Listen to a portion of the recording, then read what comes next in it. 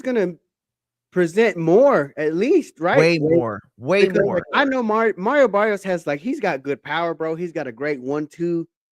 He doesn't keep his head off the line, like you said, but I figured he was going to be able at least to back up Ryan at some point. And he did when he started throwing to the body, and Ryan just decided to take steps back. But he accepted defeat the minute he got knocked down because he wasn't listening to Joe Goosen. He wasn't listening to his original trainer. He was kind of just in there going through the motions and just accept, like I said, accepted his defeat. He knew that he wasn't going to be able to keep up with Ryan. Even in the exchanges, Ryan was just too fast, bro. And even if he hurt his hand, that right hand was thumping Barrios. Just an all around performance. Now, in terms of what this means for the world of professional boxing, he's a legit commodity now. He's a legit star, arguably on his way to becoming what he was perceived to be and promised to be as a face of boxing, right? A true one of the faces. That world title win, as long as it goes untainted, right, is going to be one of the best things that ever happened to Ryan. Because now look what happened. The Shakur Stevenson fight is being rumored. Devin Haney, he went from not wanting anything to do with Ryan Garcia to last night posting about the rematch. And to me, that is one of the biggest fights in all of boxing. Shakur Stevenson, big fight. Broly Romero rematch, big fight. Conor Ben fight, big fight. Ryan Garcia went from being the best B side to one of the big players in the sport, in the welterweight division especially.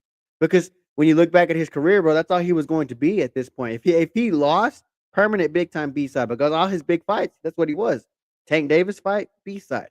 Devin Haney fight, B side. It's only people under him that were gonna take over that. Rolly Romero was what he was, but when Rolly beats Ryan, bro, you switch places. That's all it is there. But now he's a player, bro. That belt makes him one of the big guys in the sport of No, boxing. you're absolutely right. It definitely does. And listen, shout out to 702 Man Cave. He says, Barrios had a great ring walk, and he did. Video good. So much of what I love about fighters, Mario Barrios represents, right? Mario Barrios is, in so many ways, like one of the good guys in boxing. And that's such a weird way to put it because that's not the way things work. But listen, I think that guy could probably run for fucking, state senate one day or something, or mayor of San Antonio. But anyway, listen, I want to ask you, you said that the Shakur Stevenson fight, shout out to Justin Owen in the chat, Matt's co-host. Listen, you had said the big fight is Shakur, and I think you're right. I think that because boxing has been so thirsty for the narrative that oftentimes leads to huge monetary box office successes, is the Hispanic versus the black fighter, the Black American and the Mexican, or American with Hispanic roots, that kind of narrative. And not only is that narrative, monetarily valuable, but then you add to it the style contrasts and what that means to the narrative, right? And overall, like, listen, the history of boxing, at least since I've been watching, is that black fighters, specifically American black fighters, are the slick fighters. Mexican fighters are the come forward, say take two to give one type of guys. And that's like absolutely not the case, right? Like all fighters aren't the same. There's a version of what I said that's truth, and then there's a version of what I said that's like racist, right? And then there's like those people that are like racist against Mexicans that are in the fight game that'll just like say, oh, they're just like stupid come forward fighters. Absolutely not true. You have the Marquezes of the world and plenty of other fighters, Canelo. Ryan Garcia represents something much different than a lot of those guys. But the narrative is still there. We've seen him have, big knockouts. We've seen him have, back and forth fights. We've seen him knock down, get back up, stop. Like, so those exciting things, even this weekend's fight wasn't super exciting. And yet wasn't a lot of build on it. It felt like it, right? It felt like it, in that moment, it felt like we were witnessing like some sort of history to a degree. And you think about it and it was like, oh, this was just like a give me WBC welterweight title fight. But I do agree, Shakur is the fight. If you could handpick anyone, right? Because you agree Shakur does. I mean, Shakur wins that fight, right? Yeah, I think Shakur would win. It would be hard, but if he would, I think he would win that fight. Agreed. Let me ask you this though. Is there a fight out there for Ryan? Okay, this is two questions. Is there a fight out there for Ryan, in your opinion only? Okay, forget all the casuals that often are retarded, and forget all the media who's a lot of times just biased and paid for. Who is that fight that you'd want to see Ryan Garcia with that would quench your appetite for boxing? Not the commercial Shakur stuff. Who is that? The answer to that question, especially because like this fight that I'm going to say checks all the boxes because that's what it did the first time. The answer is the Devin Haney rematch. Ryan Garcia and Devin Haney checks every box that it needs to check for the sport of boxing. It brings in the casual fans, the hardcore fans like it.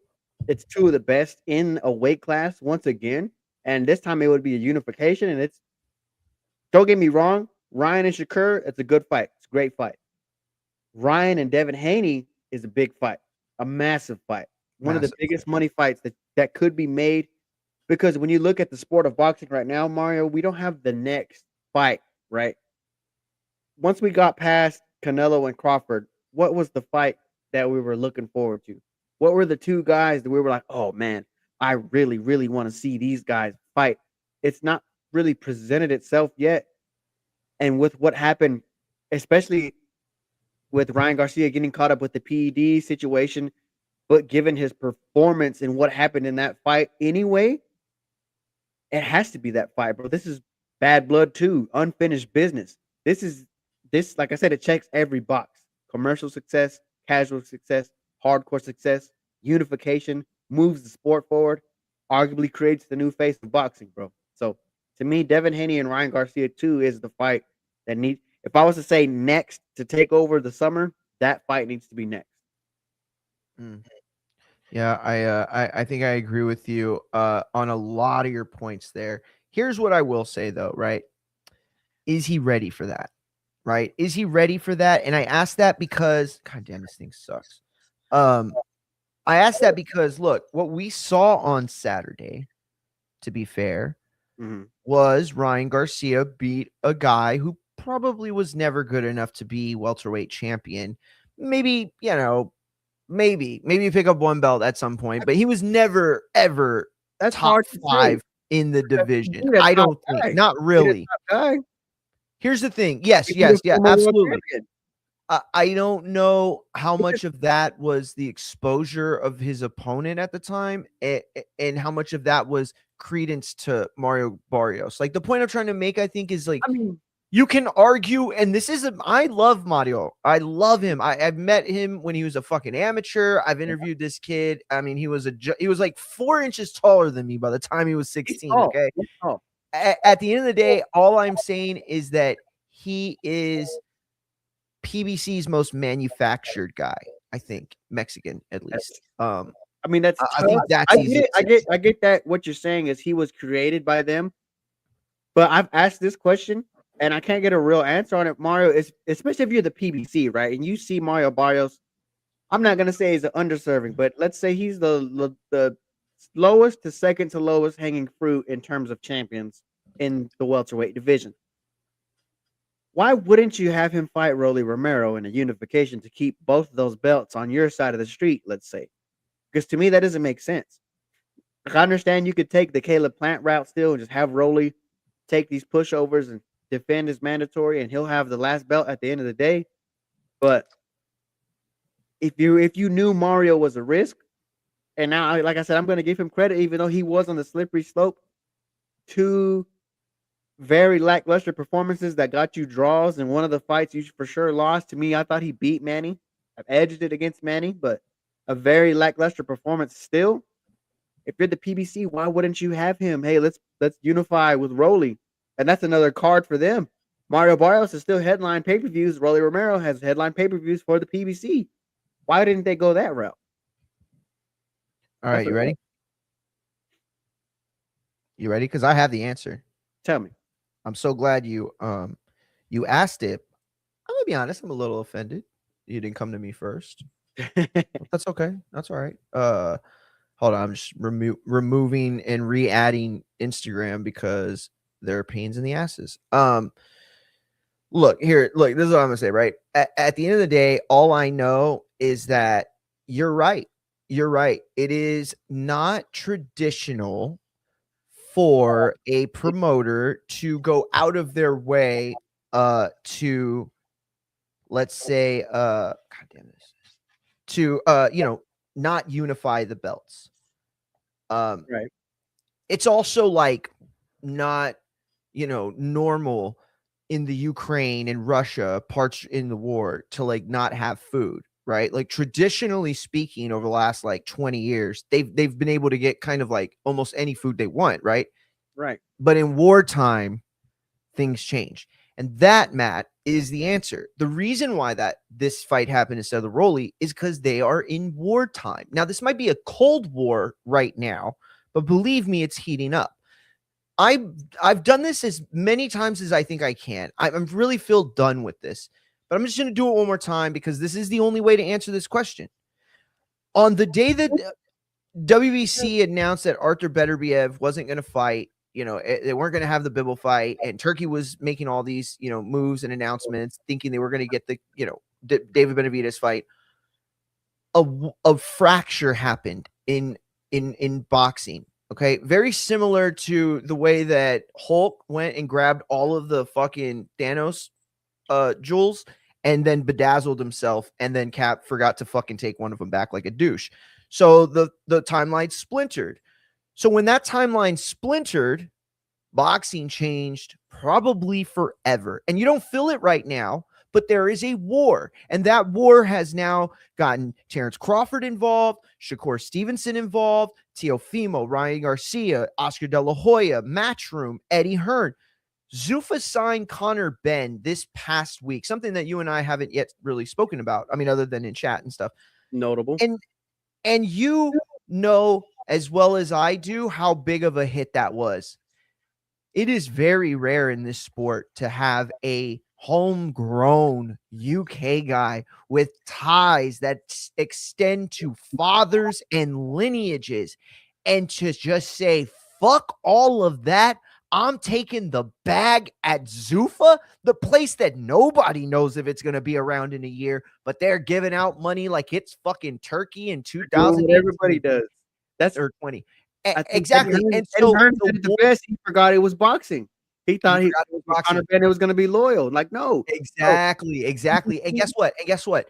That is just one of many big moments that are to come. Listen, it's not that I'm surprised at you, not at all. But I am surprised that you're not making the correlation that I thought you would have made right away. But that's the Monday Night Wars. That's Hogan. That's Mach. You know what's coming, Matt. You know what's coming, and it is going to get dirty. We're going to see things that we've never seen before, and that's a good thing for us. That's why they made this fight this weekend, because Rolly and Mario Barrios sells fucking nothing. Nothing. In San Antonio, it sells nothing. But Ryan Garcia, I don't know what those numbers are. Here's the thing, though. In terms of a chess move, right? Because it's like war. We're thinking about war. We're thinking about proper moves. Wouldn't you obviously know they're holding on to Rolly because he's going to be the last piece. Wouldn't you want that last negotiating piece to be a unified champion? Because I'm pretty sure you would agree with me that Rolly probably beats Mario Barrios. That's probably an easy fight for him as well. Rolly has improved himself. No, but just I don't know that. As a chess I move, don't know that. Let's hold on to 2 belts instead of holding on to the one, because we know they're gonna have to come our way. They're gonna have to. Because Rolly, I'm not gonna let you get away with that. Rolly's not chat. Y'all think Rolly is Go ahead. What'd you say? My bad. I said they've already had Rolly say no to Haney to making any other fights with the ring, and they're just they tried to fight Pacquiao. They tried to fight Pacquiao. Listen to me. They want to cash that kid out so quick. All right. They are trying to cash this kid out like it is December 2025 and he's Jake Paul. And they're just trying to find anybody. At the end of the day, Rolly is a cash out fight. The moment that fight was over, it was a cash out fight. Okay. This kid does draw, but not in the way that boxing needs him to. Well, I'm right? not saying He's that not the would kind of draw. he's not the kind of fighter that you pay $100 to watch. He's the kind of fighter that you stay and wait for the last 30 seconds of his IG live. Right. But All I'm saying is that they knew Mario Barrios, Ryan Garcia was much bigger, and I think that you're right. They knew that they could get to a point where a Rolly Ryan Garcia 2 match means I'm not even saying much more than it did the first time. I'm not even 2 saying belts that. on the line. Just hypothetically, similar to the Canelo and Caleb Plant situation. Caleb Plant turned down the Canelo fight 3 times because he knew I would get the biggest bag if I hold on to this belt. Eventually, Canelo is going to come and he's going to have to give me an offer that's going to benefit me, whether I win or lose. If you're the PBC, you know somebody like Shakur, Devin Haney, Ryan Garcia, they were going to go after that Crocker belt if you unify, because that to me is the lowest hanging fruit. Now, if their intentions were to undispute and it's somebody like a Devin Haney or Shakur come knocking with a turkey a la Sheik bag once again, like they gave Rolly already, they would have to give him an extraordinary amount of money to make that fight. And we all know that the PBC is going to get their cut. That's for sure, because they have to sign off on all these fights. That's what's holding up Virgil and Boots with Golden Boy. So to me, that's why I said eventually they're going to have to come knocking. Why wouldn't you want to hold on to 2 of those belts? I understand if you're going to sacrifice one of them, sacrifice the guy that can't talk. If there's one thing for sure, whether you don't like Rolly's fighting style or not, and I'm not saying he's the ultimate A side, but he could talk and promote a fight. That's for sure. That is definitely for sure that you can't say he could promote and get attention. He helped get a lot of attention on that Pitbull fight. He talked his way into a Tank fight, and he stole headlines when he beat Ryan Garcia. Yeah. Listen, you're not wrong. You're not wrong. I'm not saying you're wrong. Not at all. It's just that I don't think that right now they are in the business of, and I mean PBC, I mean Golden Boy, I mean Top Rank, I mean Matchroom, I mean literally everyone but Zuffa is in the realm or in the thinking of what are we doing next month? It used to be, what are we doing next year? Yeah. When you're doing well, Matt, that's the answer. I don't know how many people know this, but that's the answer, right? Because they asked Dana White right before the Paramount deal first started, right? We were going to get the first UFC, and we were also getting the first Zuffa card, very close to each other. He went on, I think it was Bloomberg, but I might be wrong. It might have been somebody else, but he went on some finance show, and they asked him the question of, what's to come this year. He's promised a lot of big things, and he said, "Oh, this year's done. We're on to next year. We're figuring out what we're doing, mid-year 2027. That's what we're doing. That's where we're at." And that's the way Golden Boy used to think. That's the way Top Rank used to think. That's the way Matchroom probably still tries to think. But ultimately, they are where they are today. And where they are today is both PBC and Golden Boy feeling like, holy shit, we're not in the life raft. We need to start getting some pieces of boards, or we're going to end up like Leo and the fucking chick that stole the diamond. That may or may not be a whore. I don't know. I shouldn't have said that. That's so fucked up. I shouldn't have said that. I shouldn't have said that. Sorry, who cares? Women have the ability to make their own decisions, and that was the case in the, was it 1920s? When did the fucking Titanic go down? Somewhere around 29, 20, something like that, right? Yeah, my bad. I shouldn't have said that. I mean, I'll be honest, she did fuck 2 guys on the boat, but whatever. All I'm saying is that we are in unprecedented times. The oligarchs, and that is the right word for them, at the top of the boxing realm, they controlled, manipulated, and overlooked all sorts of bullshit that they did, that each other did. And it's not like a thing where they're even really hypocrites. They all kind of admit that, this is a shit system that they all take advantage of. The thing is that when you are being driven to your back against the wall, right? Like, let's say a new soda came out that all the fucking Gen Zs are just like fucking pouring it down their butts. They butt chug. That's why I made that joke. Did that sound weird? I felt like that sounded weird when I said that. I meant it because they butt chug. It got across. Okay, cool. Because I just want to make sure that people know that their kids are butt chugging out there. If you might want to have a talk with them. We've all seen Jackass too. Yeah, or the movie with John Cena, where he doesn't his little girl to lose her virginity. That's a really funny movie. Actually, you know what I saw this weekend? That's really funny. It's called Joyride. It's not the movie with the fucking candy cane, candy pink champagne. Did I sound like him? A little bit. Like him, right? Candy cane. Bye bye birdie. I practice that a lot. So it's not that movie. It's a movie with Asians. It's on Netflix. It's fucking hilarious. It's like Jackass. I mean, not Jackass. It's like The Hangover, right? Like four friends, just causing hell in a city, but it's just like female and Japanese. But it's like, oh no, they're Chinese. They're Chinese and Korean. But it's really funny and it's racist, but it's okay because they're the ones doing it. So it's great. You can laugh.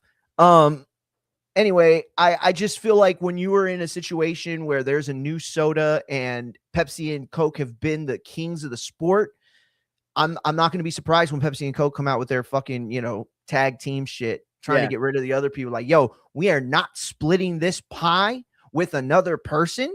And it's sure as hell not going to be the guy getting the bigger fucking pie and us splitting the smaller pie. Fuck that. We're going to join teams. Because remember, we heard De La Hoya said they were going to do a Golden Boy versus PBC 5-on-5. And I used to think the reason it didn't happen was because PBC was going to start working with Zuffa or Matchroom or Top Rank. The truth is, I don't think Golden Boy has 5 fighters to put against PBC right now. You don't think Golden Boy doesn't have PBC doesn't have fucking 5 to sell a pay-per-view? I think PBC could at least buy 5 fighters. I don't think they're broke. I don't think they're broke. Who could they call on? There's no Spence. There's no Spence. Charlo. Why not? Why not Spence? Spence has been gone for 3 years. He's still a name. He's still a name. He's gonna come back, bro. You ain't telling me. Bro, who does Golden Boy have that's even that scary to him? Okay, let me get you. Yeah, I don't know. I don't know who's with them either. Is who he's gonna be scared of. He told his fans in the boxing world, "I'll come back when I'm ready." They announced Tim Tszyu the other day, and he's walking through Vegas saying, "I'm not fucking going to Australia." He's gonna fucking load up the 5-on-5 in Saudi. Like I said, there's no chance. Oh shit! The Charlos ain't gonna do it. Spence isn't gonna do it. You could have probably had Fundora and Tszyu. They lost Deontay Wilder. They don't have any other fucking. Let me tell you, bro. Let me tell you, champ. This is why they should pay us, bro. You could have saved that. I don't see anybody else teaming up with him. That's it. I agree. No, I agree. But what I'm saying is, like, Golden Boy's got 5. I could have made it work. I could make it work, bro. I could make it work. 5. Who are Golden Boy's 5 fighters? Tell me right now. And if you say Ryan Garcia, I'm gonna laugh so hard. He's the headliner. They could have. Matt, real quick. Are you even sure Ryan Garcia is going to be fighting for Golden Boy in his next fight? And they seem like it's all fucking lovey-dovey and roses. Hey, I think so. Bro. Me neither. De La Hoya this weekend. Where else Listen to me. Gonna go? Listen to me. Okay, I'm gonna real quick. I'm gonna answer that. Listen, I'm gonna tell you a real quick story. Do you think he'll let him go after Virgil goes? That's gonna be his only star. See, that's where you're wrong. You can't control that situation. So there's no this isn't Oscar De La Hoya saying, okay, my name is Vince McMahon and I am in 1997 and I can either hold on to Bret Hart, who I've been pushing as my Hulk Hogan for the last several years, but the business isn't great, or I can start to rely on like super dirty, filthy storylines and me being like a big horny guy who secretly names dildos after his wrestlers that he actually hangs out with in real life. So I can be these people, right? Which one am I going to do? That's a choice. But when it's like, oh, I can't hang on to Verge even if I did want to pay him all that money. I can't hang on to Ryan even if I did have all this money to pay him. That to me is a much different problem. You know what I'm saying? I get it, bro, because and I think it's like right before that, bro. Ryan is his Hulk Hogan. It's a little before in the timeline where you're at. He knows if he wasn't before, he is today. And he knows I can't fucking lose Hulk Hogan because none of these other guys are ready. Ryan Garcia, like I said, Golden Boy has 5 fighters, right? He could have said let's say at that time last year, he could have sent Ryan, he could have sent Virgil, he could have sent Amari Jones, he could have sent Gabriela Fondora if they were making a women's fight. He could have sent anybody over there against the fight against Matchroom. She was one of the best women fighters of last year. Line those guys up. It's hard to say, but like I said, he knows. I don't think Ryan Garcia is going anywhere because where else is he going to go other than the ring? There's nowhere else he could go. Ryan Garcia doesn't have his own promotional company. Ryan Garcia, I'm pretty sure his management is going to be somebody within Golden Boy. If he is to leave, he would leave with them. He would take them with him. It doesn't. He works under Lupe, right? And that's who's making his fights. Where else is Ryan Garcia going to go? So, I think there's a lot of places he can go. I'll be honest, because I think you're thinking of this too much with all of the experience you have in the boxing world, because you're thinking of this like it's a kind of problem. Like you're imagining the problem that he's having right now with Ryan Garcia, Verge, Canelo.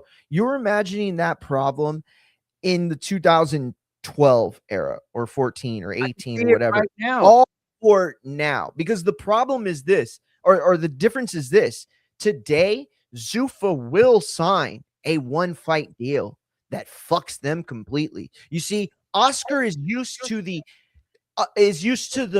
world of boxing that he grew up in, right? And in that era, despite the fact that he made a lot of great business moves, like giving Shane Mosley, a piece of the company and B-Hop a piece of the company when they fought, he ultimately made HBO give Golden Boy a bunch of dates and used his own fight as bait for it.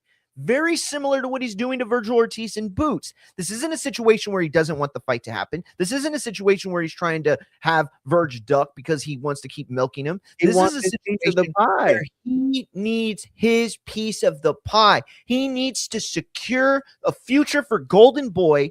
For Verge, this is the biggest moment of his life, biggest opportunity of his life. For Golden Boy, this is just another fucking gross ass business. So isn't the one laying the golden eggs, Mario? Say that again. He's not the one. Virgil Ortiz is not the one laying the fucking golden eggs, halfway selling out the Dickies Arena. Ryan Garcia is a global superstar. Yeah. No. I agree. That's what I'm saying. What I'm saying is, you're misunderstanding what I'm saying. What I'm saying is, it validates your point more that Ryan Garcia is the Hulk Hogan of Golden Boy right now. He is the Golden Boy. He is the Hulk Hogan to Oscar De La Hoya's Eric Bischoff. You're right. Verge and the current situation makes it even more true, makes it even more stable, because at the end of the day, Ryan can sign a 1-fight deal the way that Connor did, or the way that what's his name did. They don't all have to be Jai Alpataya, who says he's going to be the unified, undisputed world champion, and now he's fighting for the Zuffa cruiserweight title, which is basically a participation trophy. I know we're going to talk about it, but that's going to create a fucking problem over there at TKO. It's in the UFC. I think you're right. 100%. You got to imagine every UFC champion that's headlined a pay-per-view for sure has to look at this Conor Benn deal and be like, what the fuck is this, bro? We've been in this company. This guy just signed a 1-fight deal from $10 to $15 million, and he's probably not going to come back. You have money for this guy, but we can't get no more bread, and we're not even selling pay-per-views no more. He's going to be on the less viewed show and get more money. Not only that, who is Conor Benn going to fight? Who do they have over there for him to fight and bring in views? He'll bring in UK views, but who's going to make somebody like me and you tune in to see who Conor Benn's going to fight? Especially if he's going to fight in April. That's 60 days, 30 days from now. But that's what I'm saying. It's still a move that has him up, because at the end of the day, one of two things is going to happen. One, they're going to book him a real commercial fight that isn't really going to test him. I get that, but what I was and then he's going to come out. And then he's going to come out of the contract and be a free agent. This is like if they signed, this is like if they signed Patrick Mahomes to a franchise deal, to a franchise contract deal, and then somehow he wins the Super Bowl and he can be a free agent the next year, somehow being a contract year. That is like the most leverage you can give a professional athlete today. In boxing, it's different because we don't have seasons and playoffs and things like that. So fighters have to make their moves when they can. And in that way, I respect what Conor Ben did. That. The loyalty shit to me is, you know what I mean? Like, I get that. Eddie's not my friend, but I think it's still a fucked up move. Just like in the NFL, Zuffa doesn't have Patrick Mahomes' money. They don't have Ryan Garcia. If they give Conor Ben, if they gave Conor Ben 15 million, are they going to give Ryan 40? Ryan Garcia is a proven commodity and now a world champion. Let me tell you right now. Hey, let me tell you right now. When I left the Boxing Voice in 2014, that was the second time I left. When I left the Boxing Voice in 2014, nobody knows this. I got a junior editing job at a very, very big Texas online publication that, for people that are from Texas, they'll probably be able to, know who that is, especially when you've heard my politics in the past. And let me tell you, bro, let me tell you what that life did. That life showed me for real, that this is all just bullshit. This is all just publicity and public accounting. But what I saw in terms of the amount of money that the Saudis spent on other sports, like on other things, essentially trying to rebrand themselves, after horrific accounts of human rights violations. You know what I'm saying? So like, I know that the public domain on this is not a strong one. At the end of the day, Saudi has as much money, I think, as they want. Right. Honestly, I think Turkey could make any fight in the world. They have a bottomless pit of money, the way that Red Robin has a bottomless pit of fries. Tell me I'm wrong. Give me one thing you've seen that suggests the other. It's not Saudi money in Zuffa, though. This is a percentage of a percentage that they already have. You're being purposely naive. And I know you know that they're the same. I know you know the connection. You probably know it better than most people that are actually covering boxing. Ryan Garcia money. That's the question. No, you're being purposely obtuse. You know that money. You know that. You're being purposely obtuse because you know better than anybody that they're the same thing right now. I mean, maybe they're not going to be. Maybe the marriage will end in a very bad break. Okay. We got. All right. I'm gonna referee this first. Booker G here. We got the Booker G here. Hold on. I'm gonna referee this first because I think Matt needs to say his points first because y'all guys were talking over each other. Matt, go ahead, man. I'm gonna referee this thing first. My point of this, right? And I get what he's saying. They got this backing, the Saudi money, right? But the fact that Zuffa, not Saudi, if Saudi wanted him, Conor Ben would have been at the ring fighting for them. He would have been making those independent fights like independent fighters do, like the Devin Haney's and the Canelo Alvarez's of the world. If Ryan Garcia were to leave Golden Boy, Zuffa's not spending Ryan Garcia money because if they give a guy, and I get it, he's living off the name of his dad, but that's all he has accomplished. Ryan Garcia is a proven commodity in boxing. If they gave Conor Ben 15 million, they're gonna have to give Ryan Garcia 30 million fucking dollars, and they're not gonna spend that money for one fight. That's what I'm saying, for just one fight, right? Because that's 30 million. What are you gonna do with the rest of the card? And are you really gonna put a 4 or 5 fight card together on Paramount Plus where your biggest name is Ryan Garcia and maybe Julian Rodriguez on the undercard? That's about it. Who else are you gonna have? All right. My turn. Go ahead, Mario. My argument is this. Matt's right. Matt is absolutely right in 2018. Matt is absolutely right in 2012. Matt's point holds water from 2020 to 2023. The problem is this is wartime, Abe. We are living in wartime, okay? And maybe it's a Cold War, that's fine. But the lines are split. The divisions are clear. Okay, I'm not saying that they're purposely going after Golden Boy or Oscar De La Hoya. What I'm saying is they are going after boxing. And because Golden Boy, De La Hoya, everybody else involved in there, and Top Rank 2, Matchroom, include them all, because they all represent the other from what Zuffa represents, they are on the oppositions. They're the ops. And so all I'm saying is that Zuffa is TKO. TKO is Rider Season. Rider Season is the ring. The ring is Turkey. And all I know is these guys have so much money. And there are two moves that exist right now. On the Zuffa side, pay as much as you can to get the fights, kind of what like HBO and Al Heyman did together, and then Showtime and Al Heyman did together, so that we can build this thing up. That's why they're giving Fury AJ the money, and because they want Zuffa Boxing's brand to be associated with championship fights with big names. That way they can attract all the younger guys that will provide a future. Golden Boy, PBC, these people are desperate to keep the lights on. So will try to nickel and dime everyone else, just like they did. That seems to do what they're doing with Verge. What do you think, Matt? Go ahead. Now, my rebuttal to that, and I understand what he was saying, and this isn't 2018, 2012, but you're talking about guys who, in the MMA world, they didn't offer top dollar for the people that they wanted. They absorbed the competition. There's no competition to absorb here. Do you think, Ryan Garcia specifically, do you think he's going to come in for a flat rate? No sponsorships. You can't make no deals. You can't make no commercials. You have to just come in, wear the Zuffa gray and black, and for a single fight, yes. For a single fight, yes. I think he'll take it back for a single fight. If Ryan Garcia gets an opportunity to promote his brand, which is the biggest thing and the greatest thing he does, he's a brand, bro. That's what I'm saying. Ryan Garcia is the brand. Canelo Alvarez is the brand. Conor Benn is not a brand. Conor Benn is somebody's son that the UK knows. How many people, like I said, how many people you think are going to tune in for Conor Benn's debut in May? Not a lot. There's bigger fights. Like I said, who's he going to fight? Who is Conor Benn going to fight? If you spend $40 million, $30 million, $20 million on a Ryan Garcia, who are you going to pay for him to fight?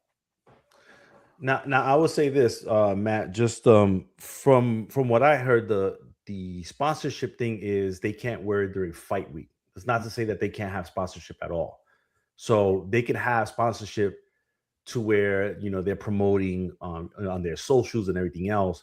They just can't be promoting it during fight week. And I think that's purposely so that the companies aren't gaining more than what they're paying for off of the backs of Paramount and Zuffa. Right. And I think that was the purpose of that. Right. And I get that too. Like I said, they're trying to build their own. They're trying to make Zuffa, just like with the UFC, they're trying to make Zuffa the brand. UFC is the brand. But in the boxing world, it's different because, like I said, these fighters are the brand. Ryan Garcia is the brand. Terrence Crawford is the brand. Floyd Mayweather is such a brand. Netflix just gave him a bunch of money to come back. So to me, could they throw a bunch of money at somebody to get them in eventually? Sure. But I think the biggest name that they'll bring in is somebody that's already made a bunch of money that won't need that much money. They'll have the name, but they won't need the money. They threw Conor Benn the money because they knew Matchroom has that last right. They usually have the last right match offer, but he was free. There was nothing for them to match. And he, like I was telling Mario, the fact that Eddie Hearn was surprised that, there's no loyalty in boxing, that's his own stupid fault. He should have learned something from his dad. But I don't think there's high quality dollar going to go at the names they have now. I for sure think they're going to just keep farming in prospects and low-level contenders to the point where they build their own star to where they'll eventually have a fight that you can't turn down and you'll have to come over here to make. That's a great point. I would also add to that the 15 million, I don't know if that's right or not. I know that Chris Mannix said it was 8 figures. It could be, like I said, 10 to 15, somewhere in there. It has to be. Yeah. I would probably, if I was a betting man, I would say it's 10 and not 15. And it's a one fight deal. If that's true, the biggest fight that they can do is with Ryan Garcia. Now, after the Garcia fight on Saturday, he said, "I'll see you later this year," on a tweet. Conor Benn did. So I know that, Garcia was talking about Stevenson and all this. I don't see Garcia doing the catch weight at 144 with Stevenson. And if they do the folks from the UK were telling me that, Ben needs that big dance partner. Zuffa wants to build out the meta apex, right? But you can't have events there if you're trying to build it out. Yeah. So that would be an opportunity for them to take the show on the road, get Conor Ben and Ryan Garcia up in the UK, do a bunch of big numbers out there, and then figure it out when they get back. That's another thing is I don't think Ryan would go there. That's my main thing. I don't think Ryan would go. Even for the money, I don't think Ryan would go. Ryan, like I said, he's his own commodity here. Ryan in Las Vegas, Ryan in LA, Ryan in New Hey, York. You know what? let me just ask like this. All right, I want you to answer the question, but look, he's saying this, but this is what I think one of the disconnects is. It is $20 million worth as much as $10 million if the 20 comes with a 6-fight deal, but the 10 comes with a 1-fight deal? Isn't the 10 more valuable to a fighter that can get that fight done and then reestablish himself? It's like a contract year for a football player that just won the Super Bowl. Like, the world is your oyster. Conor Ben, if he comes out with a win, he will be in a position to basically write his own check. Isn't that worth more, Abe? But also, we have to understand this.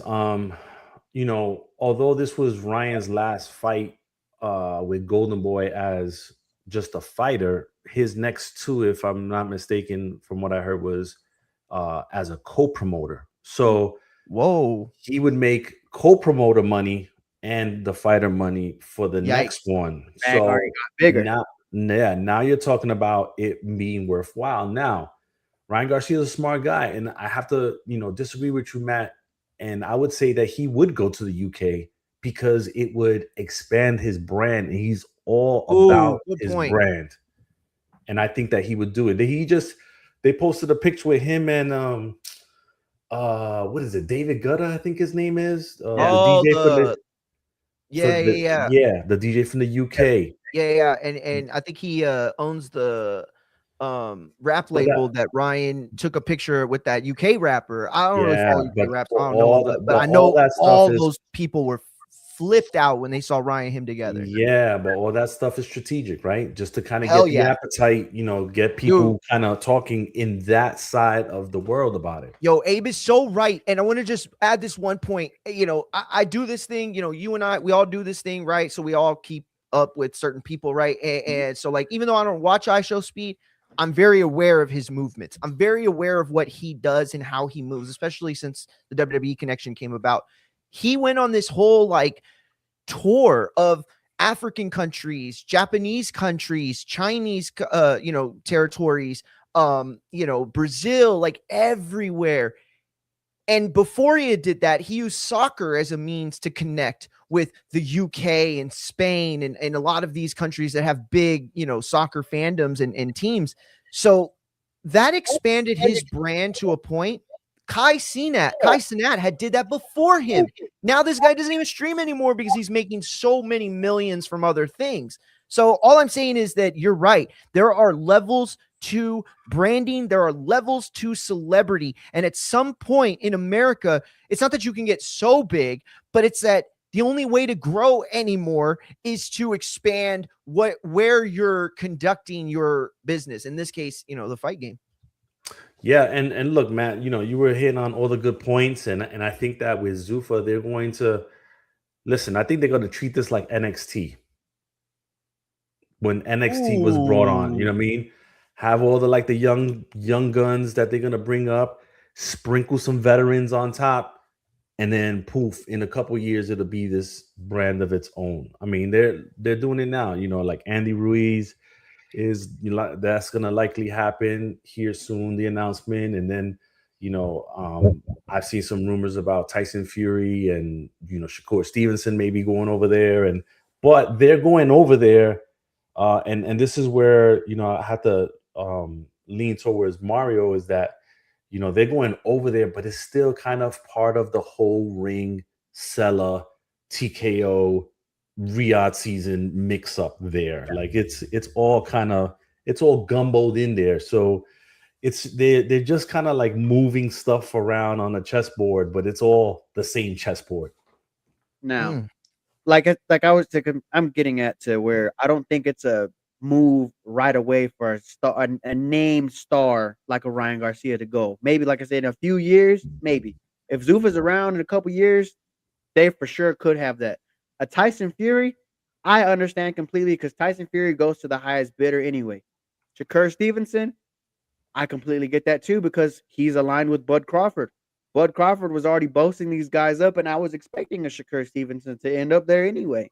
Now, like I was saying, a Ryan Garcia, the ring, the ring can make an event for me on the zone right now that would, to me, generate more money than a Conor Benn fight in the UK. And like I was telling Mario earlier, that's the rematch with Devin Haney. That's one of the 100%. biggest fights in boxing right now. He could make that next, and that's bigger than any fight that he could make in the welterweight or 140, 154 division around him. That's Yeah. just that's You're very right. that's the green print. That's that's the African American taking on the Mexican.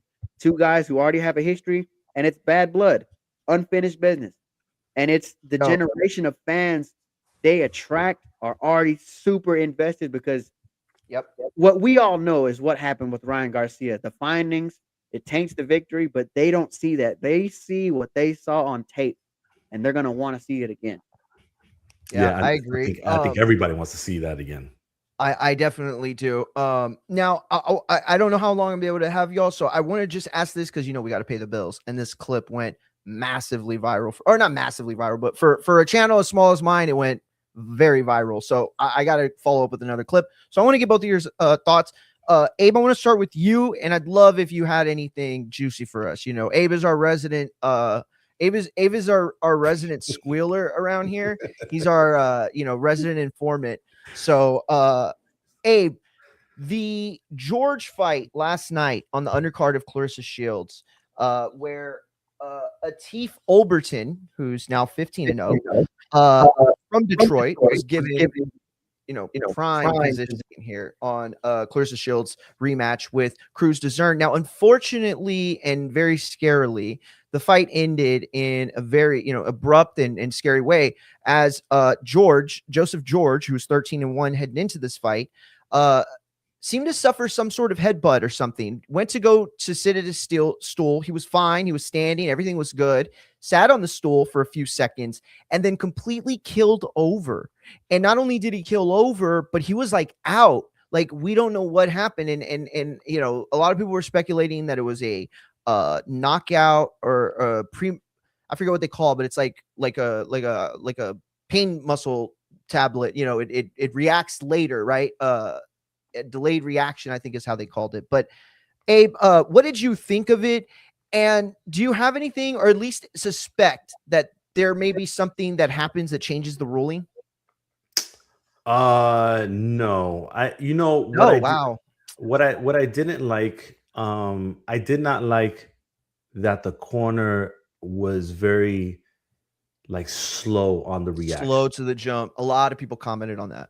I didn't like that at all, man. I was like, bro, the minute somebody falls like that from the stool, you should be signaling. I mean, the reaction isn't what the reaction with the guy was. He was just kind of like slow there, and he was just looking at him like almost like, "Are you okay?"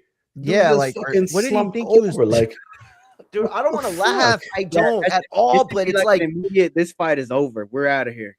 Yeah, grab the fucking doctor, get your ass in here. None of that. He was just kind of like that. The opponent looked more concerned than the corner did when he realized he went straight over there. Yeah, nah. I just honestly, I don't really care about any of the details outside of the situation and making sure that he's good, Yes. but he needs to also be evaluated to see if he should even be fighting again. Yeah, word, very much, very true. Check that man's brain, big time. Yes. Yeah, absolutely. I listen. I'll be honest. I don't expect a huge career for either guy, but that's not the point. The point is when I watch boxing, I expect it to be fair. I expect it to be, especially at that level. And I just don't think there was anything fair about that decision. It was clearly a headbutt. Nothing landed even remotely close to Dan Magine. And so for me, I feel like it's always a black eye when we have those moments, right? I don't think this will get a lot of attention, but I try to, I'll take y'all back to Jabe when, what was his name? Stepped out of the ring and left. that was an embarrassment. Everybody in every sport that doesn't watch boxing, they saw it and they laughed, and that's my fear for the White House fight with the UFC. I love MMA. I don't want to see one of the worst things that could happen in the sport happen, in front of CNN. But anyway, I want to ask y'all real quick about the Clarissa Shields DAZN fight. Did you get to see the card? And what did you think about the hip hop boxing mashup? So many people seemed so upset about it. Even people that I know that are like avid hip hop fans that would be like, I don't want to shit on hip hop, so I'm just going to be like, that was whack. They were like, hip hop has no business in this, like blah, blah, blah. Matt, what did you think first and foremost? I mean, to me, it wasn't hip hop. It was more love and hip hop vibe to it. Like, the way, bro, like, that's the clip right there. That's the clip right there, Chandler. Especially because, like, when they were killing for time after what happens, right? You bring in two show producers that nobody knows that promoting their network, and they're promoting Clarissa's show, and they're talking about how what they're doing with Papoose and Clarissa is going to be a thing. I'm like, okay, that tells me what happened on Saturday with the shoving and the fighting. That was the work. Yes. They did this on purpose. Oh, and, shit. You want as much eyeballs. If you're going to promote a show, you want as many eyeballs as you possibly can, because people are going to want to see the behind the scenes of what happened. And to me, yeah, like I said, it was like, not even to be funny, like for real, like it was more love and hip hop than it was hip hop. Because to me, hip hop and boxing go hand in hand anyway. Just to me, it was just too Kardashian for me. I'll say it that way. Yo, I mean, thank you for that clip, Abe. What you think? Franchon has said it's Saturday morning, or I should say, I'm sorry, Saturday afternoon or maybe it might have been Sunday morning. Mm-hmm. She said that she had found out that the push was part of an angle they were working for a reality show, and that she was unaware of the situation, and she felt disrespected and everything. But in the back of my mind, I'm thinking she probably felt like, well, if they were doing that for that, why haven't I been cut in on the check for the show? Because I'm a character in the show. So she's probably more upset about that than anything else. Like, you guys are using me and I'm not even getting a check out of it. I would be, bro. If I was Franchon, I would have, and I found that out, I would have smooth pulled out the fight. Like, my ankle's fucked. I can't even stand on it. You got to pay to wait in. That's nasty work. And I'll be listen. Okay. So, like a few years ago, I found this thing. It's called Great Courses. It's an app. It's kind of expensive. It's like $19 or $29.99 a month, but it's really great because it gives you college level courses. So for the last month, I've been doing contract law. People hate me now because I just keep, I try to talk about it as like everything I talk about because it's like always in my mind because I'm trying to figure it out. But anyway, I guarantee you, from what I've been learning, I guarantee you they had her sign something about being able to use her image, being able to use her likeness, you know what I mean? At least in that one episode, at least for that span of filming, like, hey, you're signing a contract to be filmed and to have us use your likeness, because that allows them to not have to pay her for the show, because what they were going to say is, no, that's part of the fight. That's the pre-fight buildup, and then that's the post-fight buildup, like Tank and Barrios and Tank and Thurman and Ryan and all these other post-fights that we had, when in reality it's actually for a show that's a completely different thing, and she should be credited and paid for her work. But it's a shame too. And Abe, let me ask you this real quick. I didn't get into it. I shout out to the brothers out there doing great stuff in their podcast, but we did have a bit of a debate with the Adams Boxing Show. Again, shout out to them. All love, all respect. But they challenged whether or not Clarissa's the GOAT or not, based on the fact that they felt like she was levels above Franchon and didn't get the stoppage. I understand that reasoning. I do. I just don't think that you can have that kind of determination based on a small sample size, specifically of just one fight where we don't know if she was nursing an injury, was she sick? Like, it's not to excuse anything. It's just to say that you can't use that one data point to come up with something that important. But what did you think of her performance? Do you think that at this moment she exists as the best female fighter on the planet? Yes or no?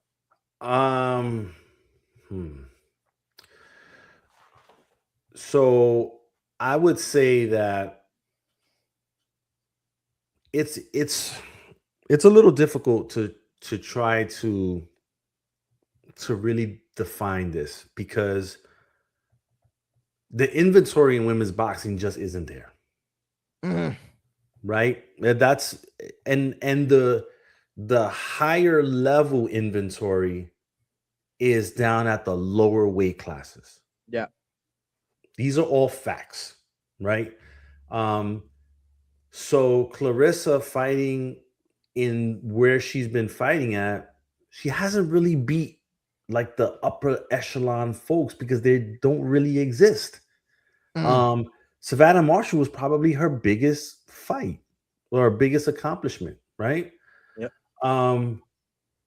I just, I get, she's got the amateur pedigree and everything else. Um, I just don't know if greatest greatest woman fighter of all time. I just don't.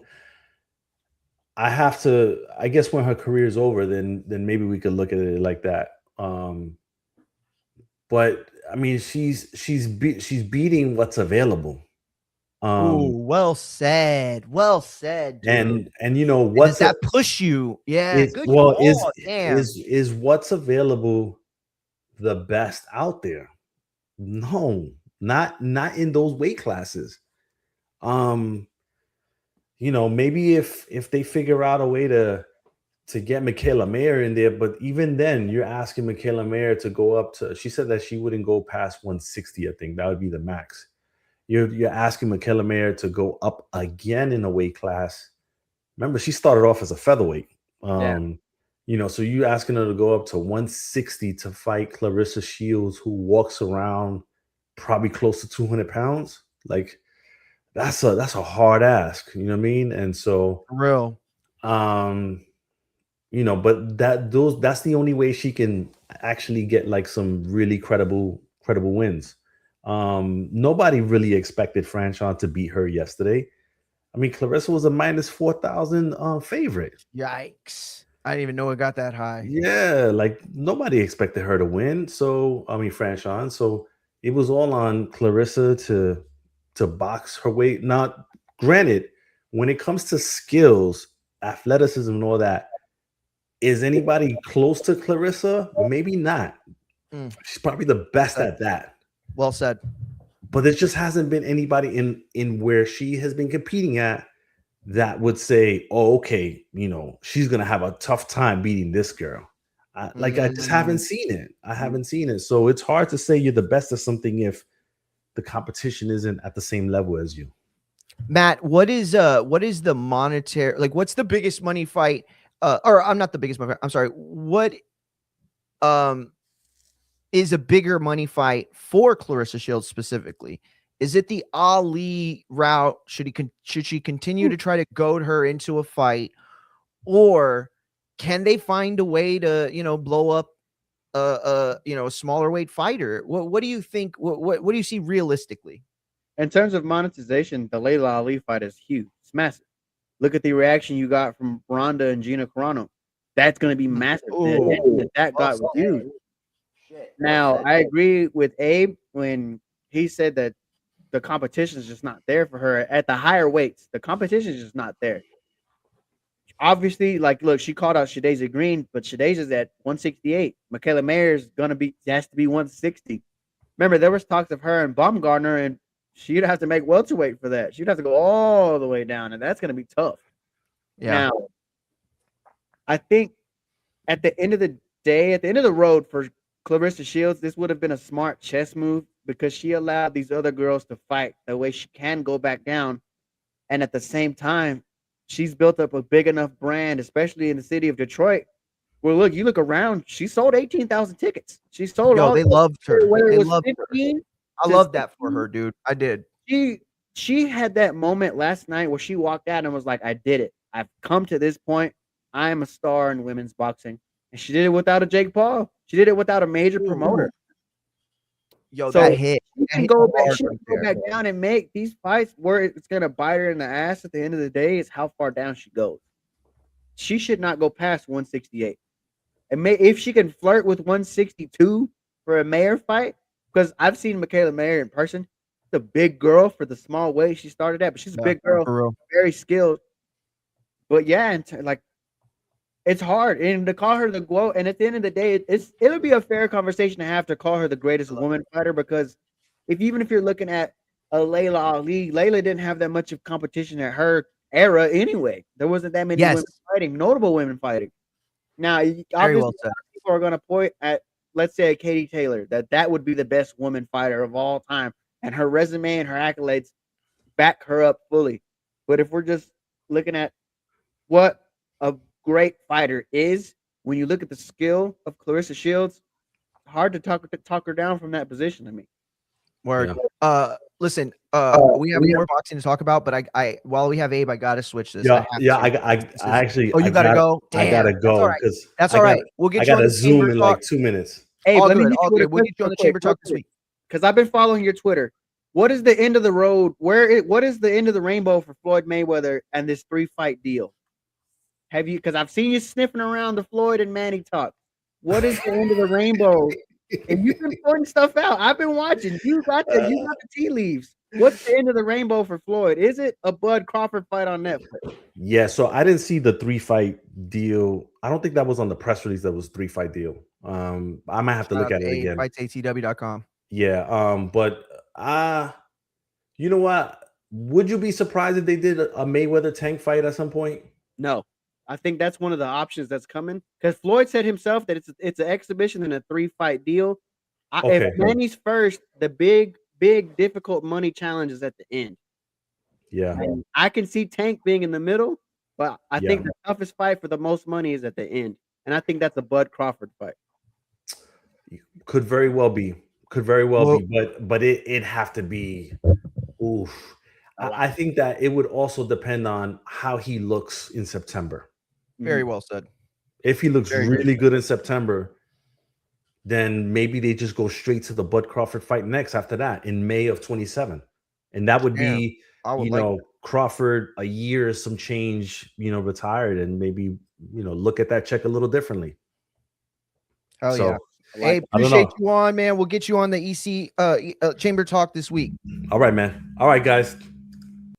Shout out, all love for FightsATW.com. Yo, you're the champ, dog. I really appreciate. I've been keeping up with Abe, bro. Abe sneaky with his shit, and he knows. He just don't like to say nothing.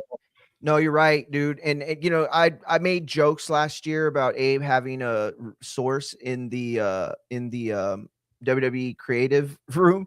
That's always been a joke, but I'll be honest, there is somebody. I know it is. And here's the thing. I respect him. He's a real journalist, right? If I had it, I wouldn't give it to him either. He's my boss. I wouldn't give it to him. That he has, I would never betray a source. Never.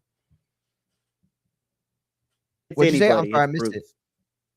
I said, just say that he's got Bruce Pritchard on the email chain. Just yeah, for sure. He's got it, bro. Blink twice if it's Bruce, Mario. Hey, I know who it ain't. I know it ain't Kevin Owens, no matter how much Matt Riddle bitches. I knew you like that one. Hey, real quick, you know what? We were going to talk about wrestling, but since Abe went, I'll just save it real quick because I got to know your Pacquiao Mayweather decision. Before you talk, though, let me just line it out for anybody who's missed it. You're under the rock today. That's okay. You can always come here Monday through Thursday, InfightingFX. You can go to Matt's channel on YouTube and Twitch, talking about sports radio.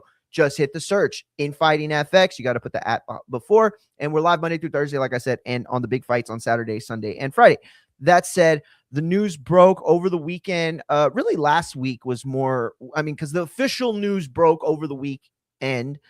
But this story has been developing for months and really hit, some wind under its sails as of maybe the last couple of weeks, right? We had heard rumors last year that a fight with Mike Tyson was imminent with Floyd Mayweather Jr.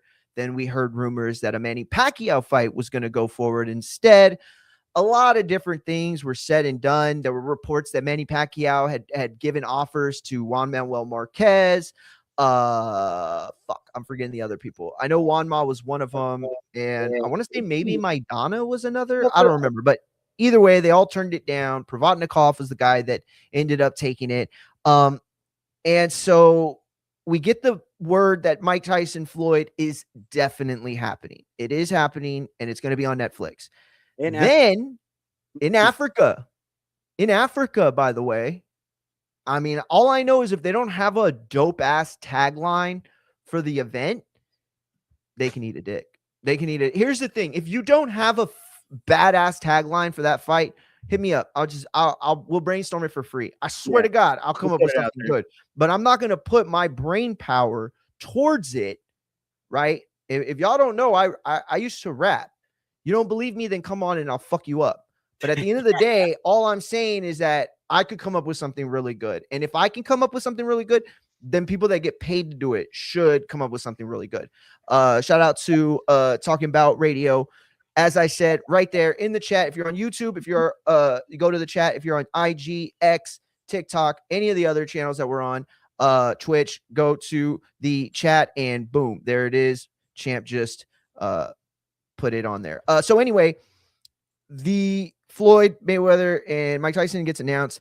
Then this weekend, Provodnikov Pacquiao gets announced. The one thing that it was Lomachenko. He was the other option. Lomachenko. He was. Thank you, damn champ. And I knew it was one that I really liked, but I was like, it was Marquez, Loma, and Provodnikov. That's because Loma was the early talk of the first exhibition, but then there was going to be another fight. It was said for that for both. I thought there were 3 people that turned it down. Was there not? I think if you count Rolly, but Rolly was going to be a fight, an actual fight. Rolly, that's the other one. My brother said it was Maidana, and I forgot. That's not true. The plan for both was an exhibition, and then they were going to fight. Pretty much, we're going to get exhibitions to get in shape, and then you're going to do our best to get on Netflix, which to me, Mario, is the... I was talking to my brother, Supermax, about this. The biggest missed news that nobody's looking at right now is the fact that the king of pay-per-view in boxing is not going to be on pay-per-view. If this doesn't tell the world that pay-per-view is dead, I don't know what else is going to do it.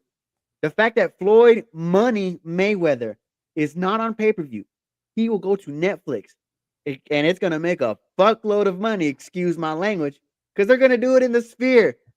The highest dollar ticket you could sell in any arena. The Sphere on Netflix is going to make... It's going to generate third world economy wealth, bro. That shit is going to be phenomenal. The fact that this was the plan, and this is why I asked Abe, because I think Abe is going to sniff it out now that I've put it in his brain, hopefully. And I want to ask you... I think he's already sniffing it out, to be honest with you. I want to ask you this too. He said he's the one who had said Floyd was going to come back. Say it again? What is the end of the rainbow to Floyd Mayweather? Could you think there's if Netflix is involved in a 3-fight deal, especially even Turkey Al-Sheikh, is he quite possibly selling his putting it on the line in a tough fight? Because I can see Manning, I can see Tank in between, but the last fight is going to be the toughest. Because I'm not saying that Floyd is broke, but I'm saying Floyd needs to make some money. I think Floyd is broke. Money, not broke like we could be broke like the way that a billionaire could be broke. Like he has no transactional cash. He's rich in assets, he's rich in stocks, that kind of shit. His figures probably changed from 10 to 8 figure, maybe. Who knows? But his spending never changed. Yes. And so that's why I'm saying the big bag is gonna come and say it happened to Jake Paul. Jake Paul eventually had to get in there with AJ, and he got a lot of money to take that risk. What do you think is at the end of this rainbow? Could it be a Bud Crawford? Is Tank Davis enough of a dangerous threat to be that last fight or that next fight? What do you think is at the end of this rainbow for Floyd? So, very good question, first of all. Second of all, this conversation would not... here's the thing. If I was better at my job, I would have, first of all, asked the question you asked to Abe, because he's been all over that shit. And he's been right about all of it. Mm-hmm. But mine is like pure speculation, right? Like all I can do is use the data and the information that I have to make an educated guess. So I'm going to lay out what I see. Number one, what I've seen over the last several years is indications that Floyd Mayweather does not have the kind of financial security that he once had. Videos of him trying to stiff jewelers, videos of him, trying to get out of paying, retail price. And those aren't like crazy, like, oh, financially broke. But tax evasion rumors, tax penalties, all those things were true before he ever retired. Okay. Fast forward post career, and we have a rumored yet documented incident, because we got to see the flight logs, that Floyd was like, I mean, in a way, kind of kidnapped. He flew to a country, I can't remember which one, and It was Dubai. He got stuck in Dubai. he got stuck in Dubai. I think he borrowed money, right, or something like that. Something Gambled along the lines if he didn't want to pay something. He didn't want to pay something, and so I don't know, high empress, I don't even know what the fuck what to call those people, but the royalty of the place basically said, you're not going anywhere. They took away his passport. They did not let him fly out of the country until he paid his bill.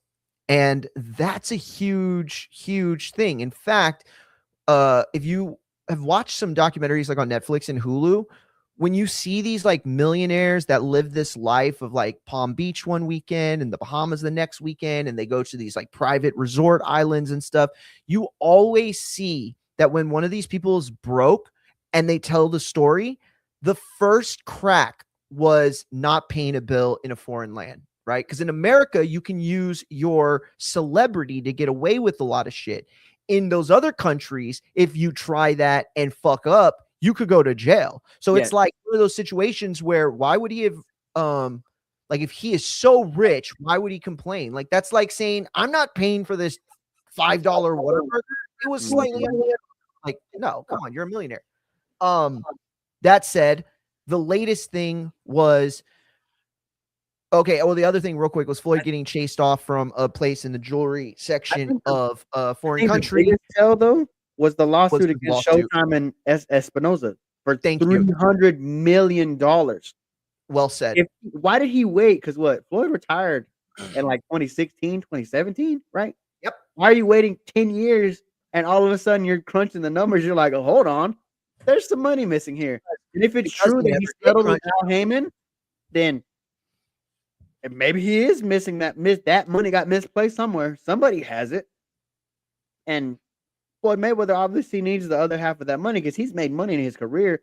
And like you said, whether it was real spending or just brand spending, Floyd Mayweather the name is money. All these private jets, all these watches, all these fancy clothes, big houses, bro.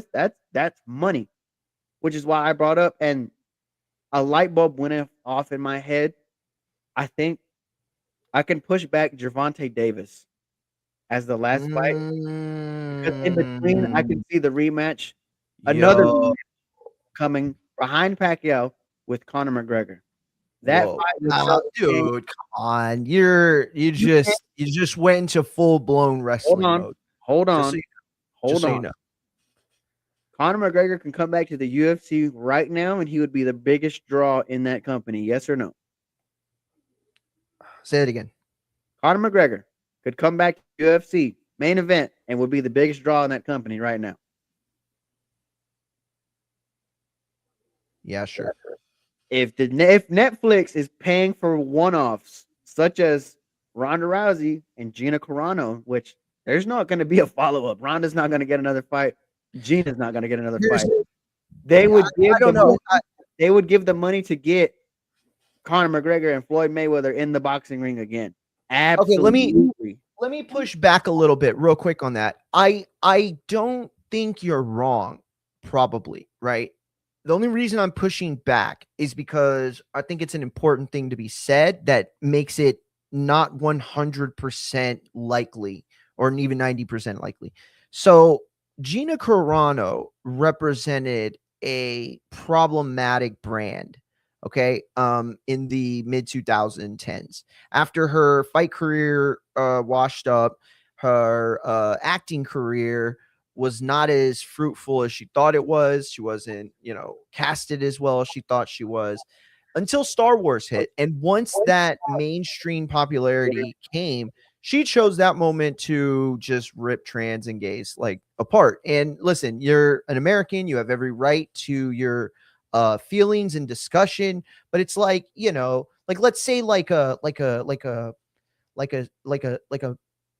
midget Syrian or like a little person Syrian, like fucked my wife and stole all my money.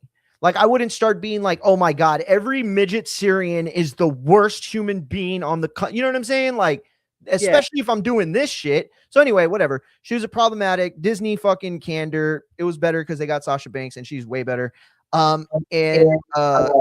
Then she kind of just went out of the picture, right? She got to do Joe Rogan and then literally nothing. And then she was put in a bunch of like conservative type movies. Anyway, today she's going to be fighting on Netflix because she hasn't been problematic in a very long time. And everybody knows that in social media, the media cycle lasts so much shorter than it ever did in previous years. So she knows she could do that. Conor McGregor's a different type of problematic, right?